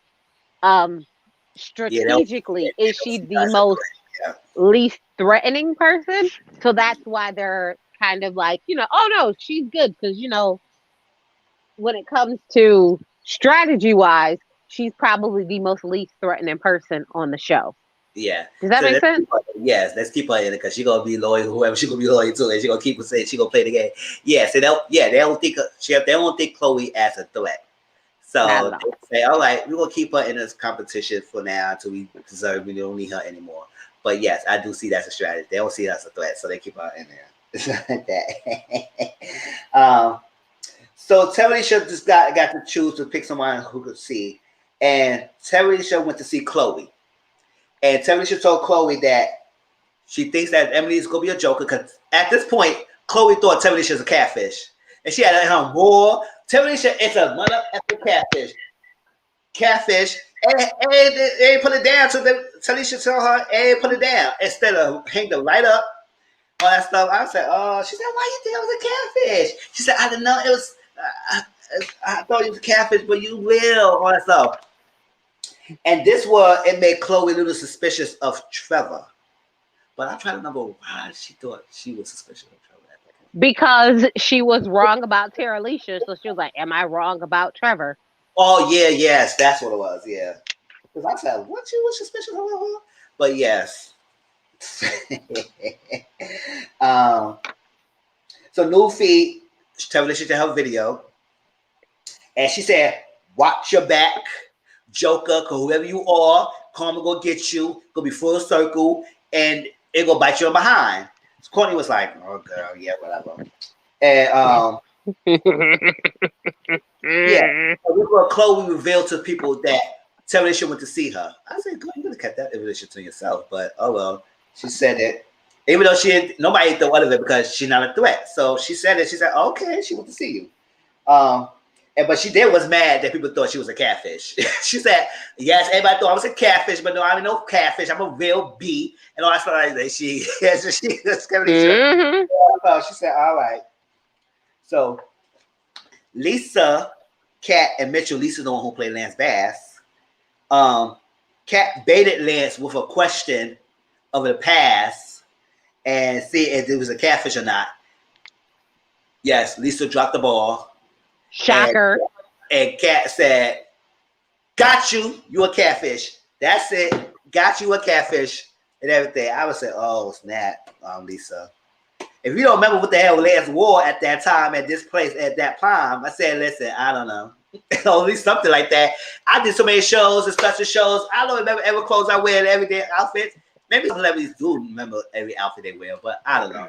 It's too much memory to think all that. Can you remember something that you wore 10 years ago? That's why I said no. No. Exactly. All Lisa had to say was, I don't remember which jacket you're talking about, but all of my costumes I store at this place. Once we're out of the circle, I can go look. I don't remember. That's all. That's all. I remember something that she would say she had it, and I was like, "Oh God." It's at my sister's house. It's right there. Just hanging out, waiting for you. Like, and she was like, "Yep, I think she's gonna buy that." And I was like, "No, she's not." Oh well, she didn't buy that at one or. Not at all. So then this was this is the mannequin challenge. This will make Emily the figure hot seat, y'all. Let me tell you this. Jonathan Van Ness, which is the Queer Makeover in the Netflix show. Yeah. He's not makeover show. Queer Eye, right? Queer Eye for the Straight Guy. Yep. Yeah. Loved that show. And they had to doll up the mannequins. And the mannequin had to represent you, the person. Show your face. So the winner was Trevor. And everybody was like, I think one person thought Trevor was a catfish based on that, because it's like, hold up, that was too good. How a man know his makeup so damn good like that? Listen, I'm part of the community. I don't even make makeup like that. I ain't trying to tip them, do all that stuff. If I would did this challenge, I think I would have been bombed. And they would think I was like, "Oh, you can." I said, "No, not everybody know how to do makeup, bro." So it's like putting on the foundations and that and the wig, all that stuff. I would have failed that challenge. And I'm a man. Listen, so like, you know what? It wasn't the makeup for me. It was the perfect placement of the eyebrows, the mustache, and the goatee for me. Because I was like, you can't really mess up slapping on brown over a white face. Like that seems to me to be pretty easy, because you're just taking something white and making it all brown. That seems pretty simple. But it was the perfect placement of the eyebrows, the mustache, and the goatee. I was like, "Ooh, honey, you should have did that piece with your left hand or something." I don't know. Like, that was just too spot on. And then the mannequin challenge. Emily supposed to be the 21-year-old sorority girl. So what 21-year-old sorority girl do not want to apply foundation, the basics of makeup and everything? And when they showed that figure mannequin head, they was like, "Oh, and she did this?" And that's what Jack started crying. The real man started crying because he knew he effed up. Because he was like, "I messed up. I was good up to this point. I played the game up to this point, and it had to be a mannequin challenge that effed me up so bad that I could not plot the figure foundation right." They was like, "Who? Honey?" If John and Dan was so funny. He said, "Honey, what happened? You did a girl in the dark." Like it was so funny. I was cracking up. I was like, "Oh my God." Emily knew she effed up that challenge. And when people saw that, they was like, "Oh, that's not no female. That's a dude. A dude would do that." And everybody clocked it. Everybody clocked it. I was like, "Oh, snap." And that was funny. So Mitchell, Courtney, Trevor, Lance, and Rivers talked, and they started a brotherhood. I said, "Okay, y'all." Chloe and Mitchell talk, and she flirt, but she is not gonna do it back. He friend zoned her real quick. He said, "No, we bros for good. I know you like Fiki and Chloe. I'm gonna fall back, and you gonna deal with her." I said, "Oh, okay." Oh, it's so cute, right? Yeah. Got that little bro code. That's what I'm saying, bro code for real. And this was Circle said though on a little curveball. Not one, but two people go believe in a circle. Two people go believe in it. So the bottom two people will believe in a circle. So Emily and Lance talk, and that's what everybody gonna start doing strategy now. Everybody scrambling. They say, "Oh, we can't be the bottom two because we know two people going home." So Emily and Lance talk, and Lance think that Emily's real. I said, "What girl?" Since when? Since when? And then also a lot of people start side eyeing Lance too because Jonathan Van Ness said, "Hold up, Lance, you on makeup? Oh, you know how to do makeup? What the fuck you do with this? What you did with that?" They was like, "Lance know how to do makeup and apply it." And No, it was the hair. It was really the oh, hair. the They was hair, like, yeah, we know, yeah, like, yeah, you get your makeup done, so you should be a little better. But your hair, yeah, you yes. know how to lay some hair. What you doing? That's what I'm saying. And that's what people say, "Oh, snap. Lisa knows she messed up by that hair application." Because they say, yes, Lance does hair. So he knows how to applicate the hair better than that. And you was all over the place. So they was like, yes, you not Lance Bass chick. You not Lance Bass. Or stuff like that. And so Emily think Lance thought of Emily's as well. Whatever. Trevor and Kat talk. And Trevor was trying to get Kat on her side. On stuff. Remember Chloe and Courtney talk, and Chloe is suspect of Emily's talent. I said yes. But Chloe was like, "Oh my gosh, Emily, you was my girl, and you did that. You messed up." Chloe was hurt. Chloe was hurt. She said, "He's a guy. He's a guy. Emily's a guy." Chloe was hurt. And they asked the question anonymously. I said, "Oh yes, it's another Pat Chloe type of situation." So Courtney asked Chloe. No, let me see. Let me see. I get this right. Yeah, Courtney asked Chloe, "Are you using Trevor to get ahead of the game?" That was the question. Emily asked Courtney, "When is your nice act gonna stop playing? Because we know who you real you. You playing a nice guy, and we gonna stop that act." I said, "Oh snap!" Yeah. Stop BSing everyone else. I said, "Oh y'all, your claws are coming out, y'all." So Mitchell asks, Mitchell, you shady. Mitchell asked Emily, "What's your top 5 makeup brands?" Hey, this guy gave one makeup brand and everything else was made up. I was like, "What the hell is he talking about? What is this?" And he was going to the bag. He said, "Hold up. They gave me the who?"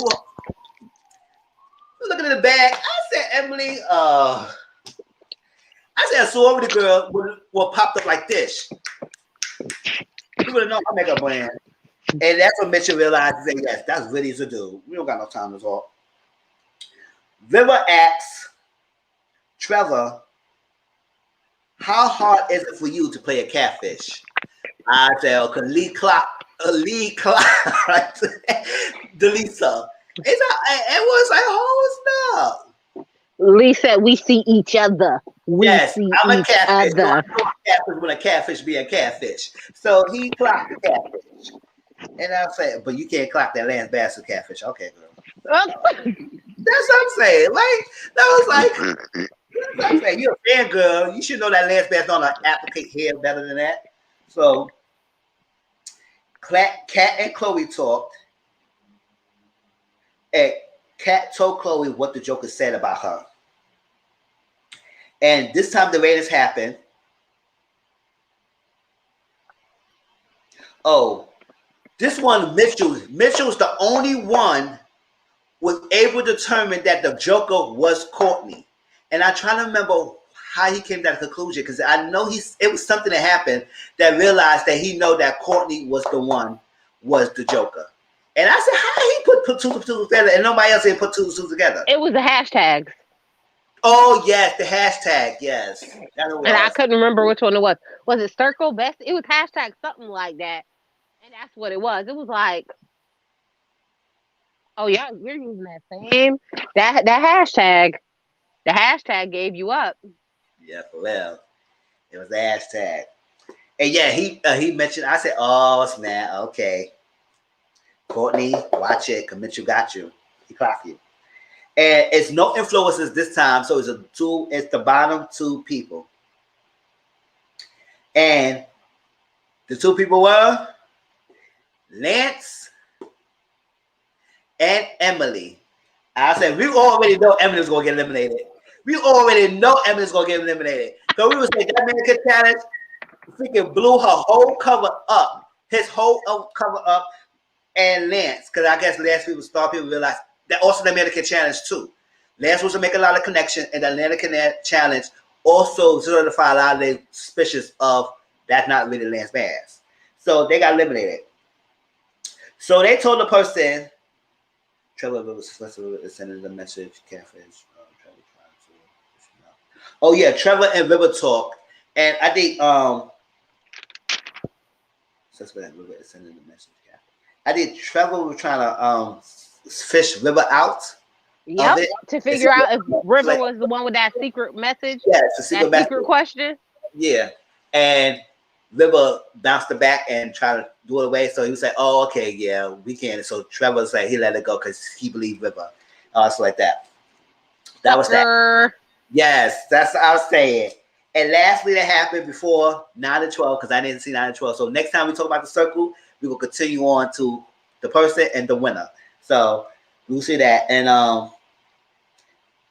they're supposed to each meet my face to face. Lance was supposed to meet River, and Emily was supposed to meet Trevor. But when they got to the room, none of them was there. I said, "What's going on? What happened here?" They place swapped the people. What's happening? So the two catfishes met each other, and the circle through a corridor. They go play a person together, and they will have a second chance. I said, "Oh, that's a good twist." And they revealed to each other who they were. Lisa said, "Oh, I'm Lance." Emily, Jack said, "Oh, I'm Emily." And they said, "Hold up." They told them they're gonna get a second chance. I said, "Oh, okay." They're gonna play an old guy too. I said, "Oh, nobody can be rude to the old guy," but. Oh. So not nobody can be rude to the old guy. Yeah, so Tracy, what's your thoughts about to that point, to that end point? I thought it was. I could definitely see that.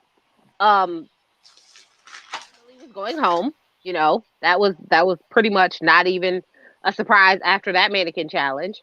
It definitely was a well-deserved exit. Like, oh yeah, you earned that exit after that because that was tragic.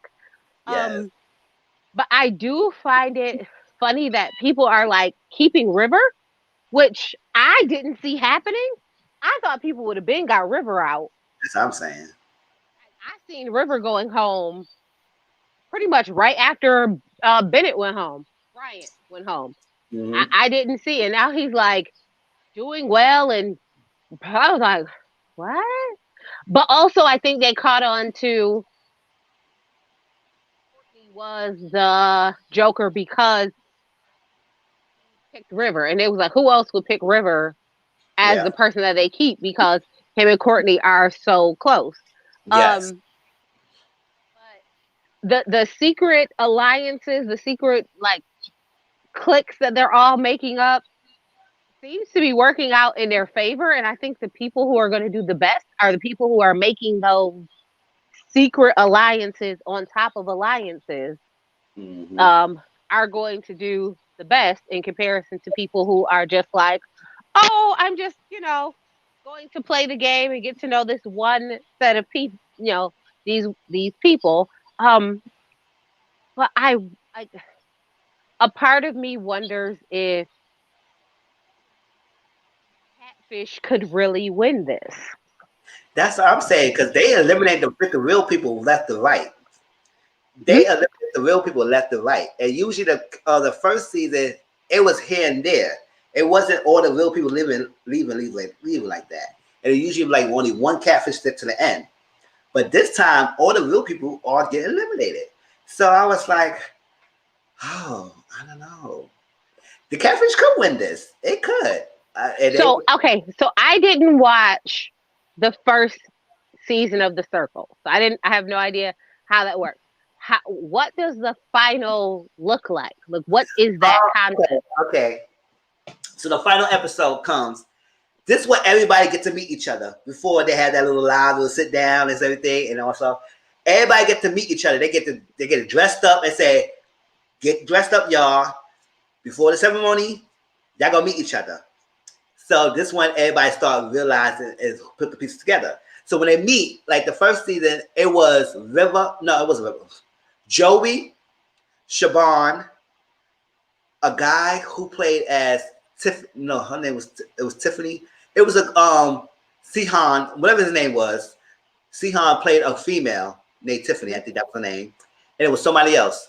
What was her name? It was a female. I will call her Sarah for the sake of it. It was 4 of them left. Okay. And 3 of them was real. And so Sihan, who played as Tiffany, was the catfish.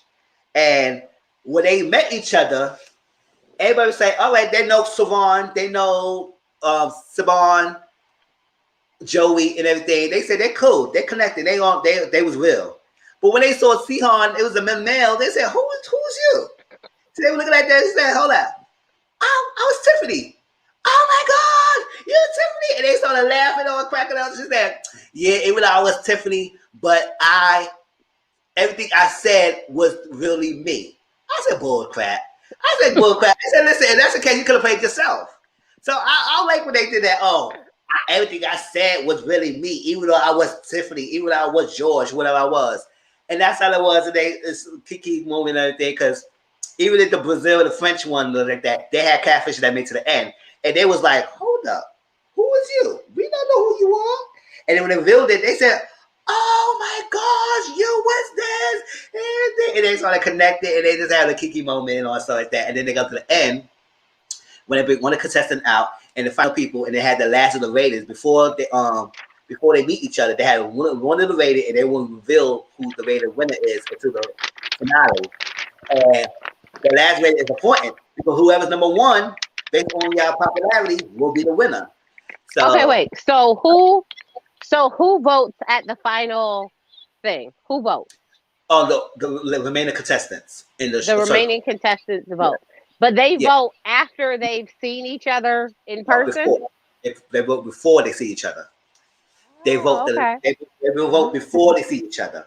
Okay. And they meet each other, and then they do a reveal. Because they vote before, they would have changed their votes. They say, hold up, bitch.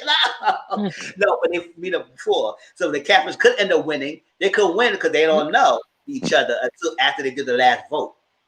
And then they meet each other and they would say, oh my God. So now in my mind, I say, I'll vote this person number 1.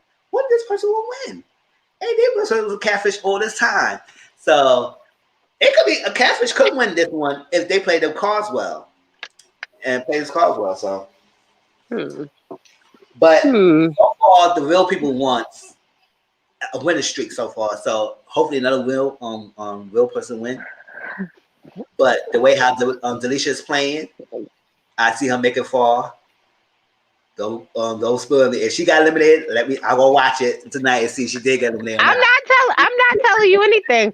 I'm gonna say again, I'm still on my Easter egg tip. I'm voting for everybody black, always and forevermore.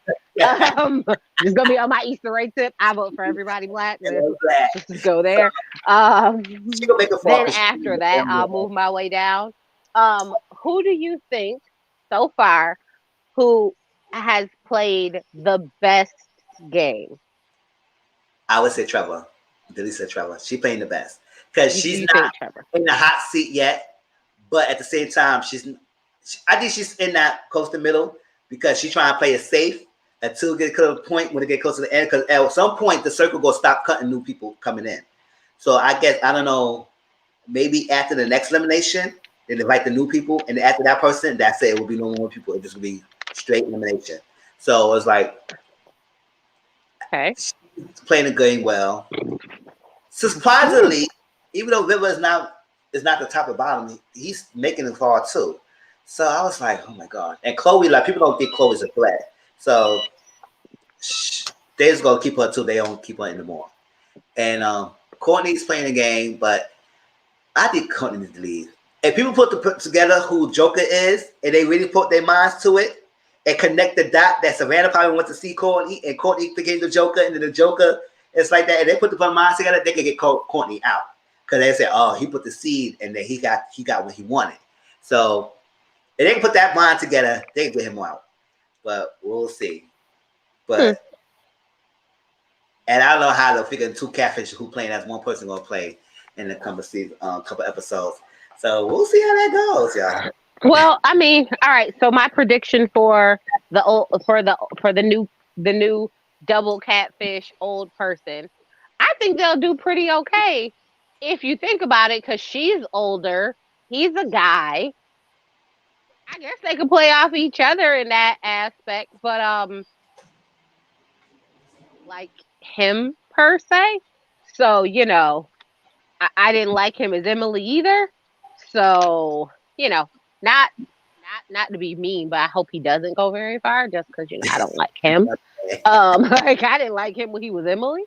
And I say this not because I don't like catfish, because some of the catfish have been pretty okay, but he seems to be very arrogant in his catfishing.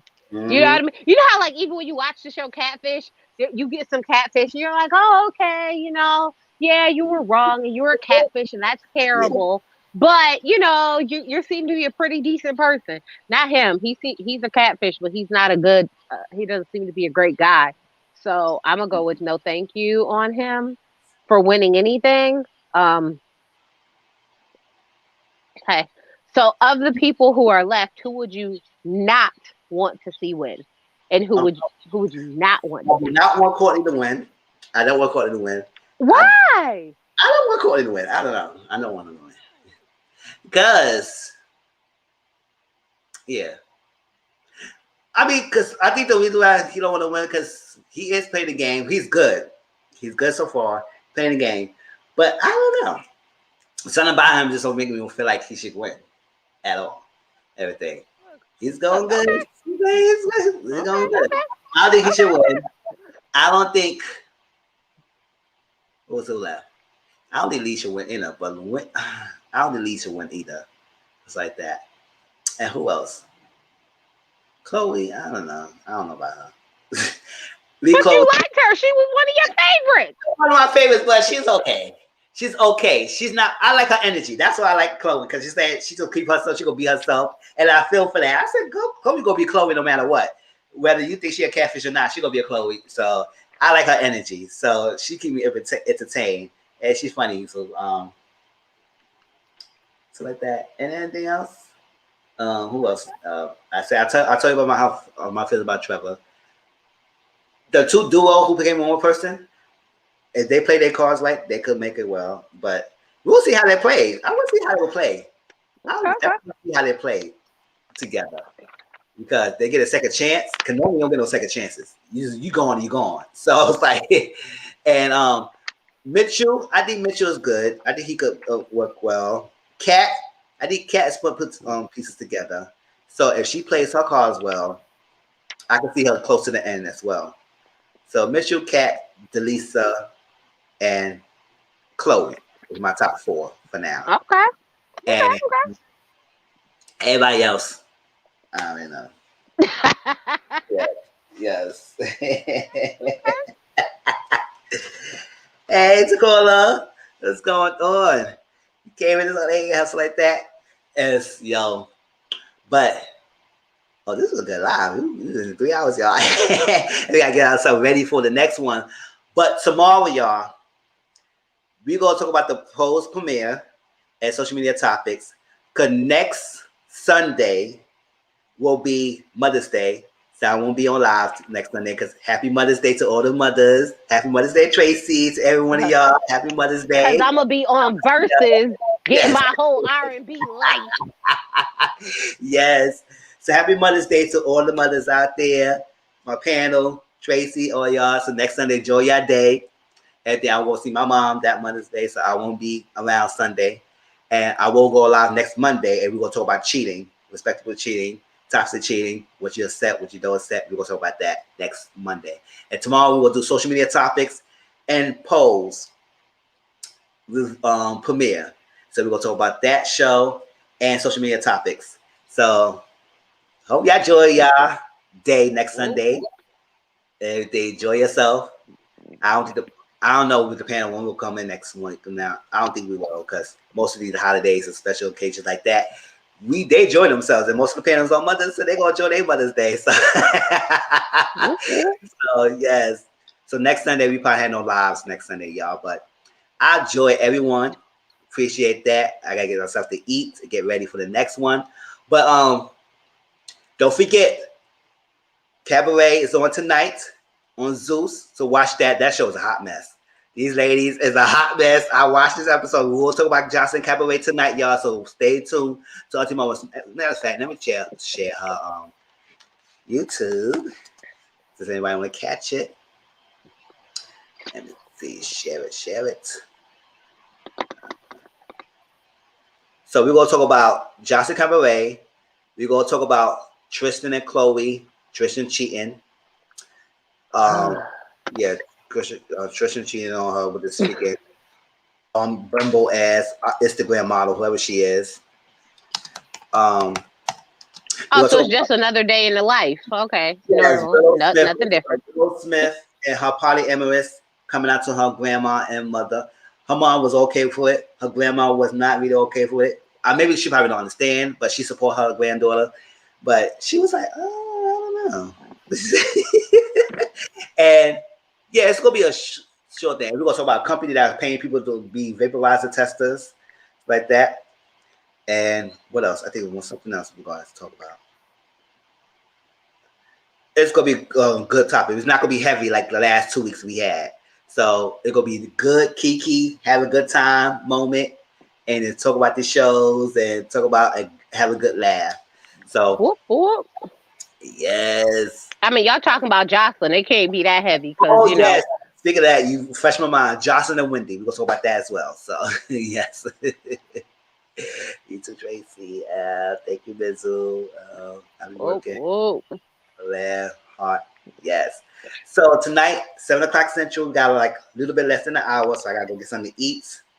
And I'll be on the live when I finish eating. And let's grab your drinks. We'll have a good time tonight. It's no emotional heaviness, no just stressing, bad topics. We're gonna have a good time talking about this show. If you watch Johnson Cabaret, we're gonna have a kiki on that show too. So you better return that FaceTime. I will. I'm about to go right now. You better return that FaceTime. Thank you to go to the simple sticker. Thank you so much. And love you. Love y'all. See y'all tomorrow for a Pose review, premiere review, and social media topics. Next Sunday, we won't be live, but next Monday, we're going to talk about cheating. So let's get to it, y'all. But love y'all. Peace out.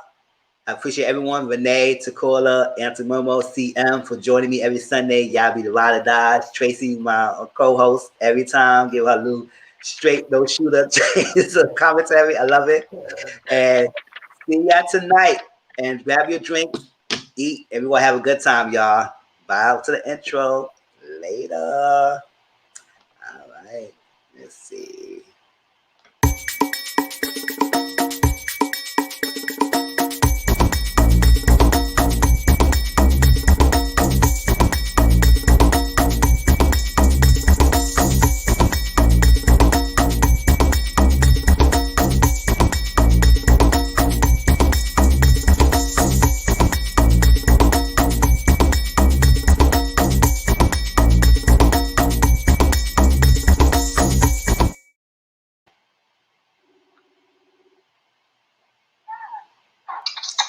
Hey! Hi, nephew. What's going on?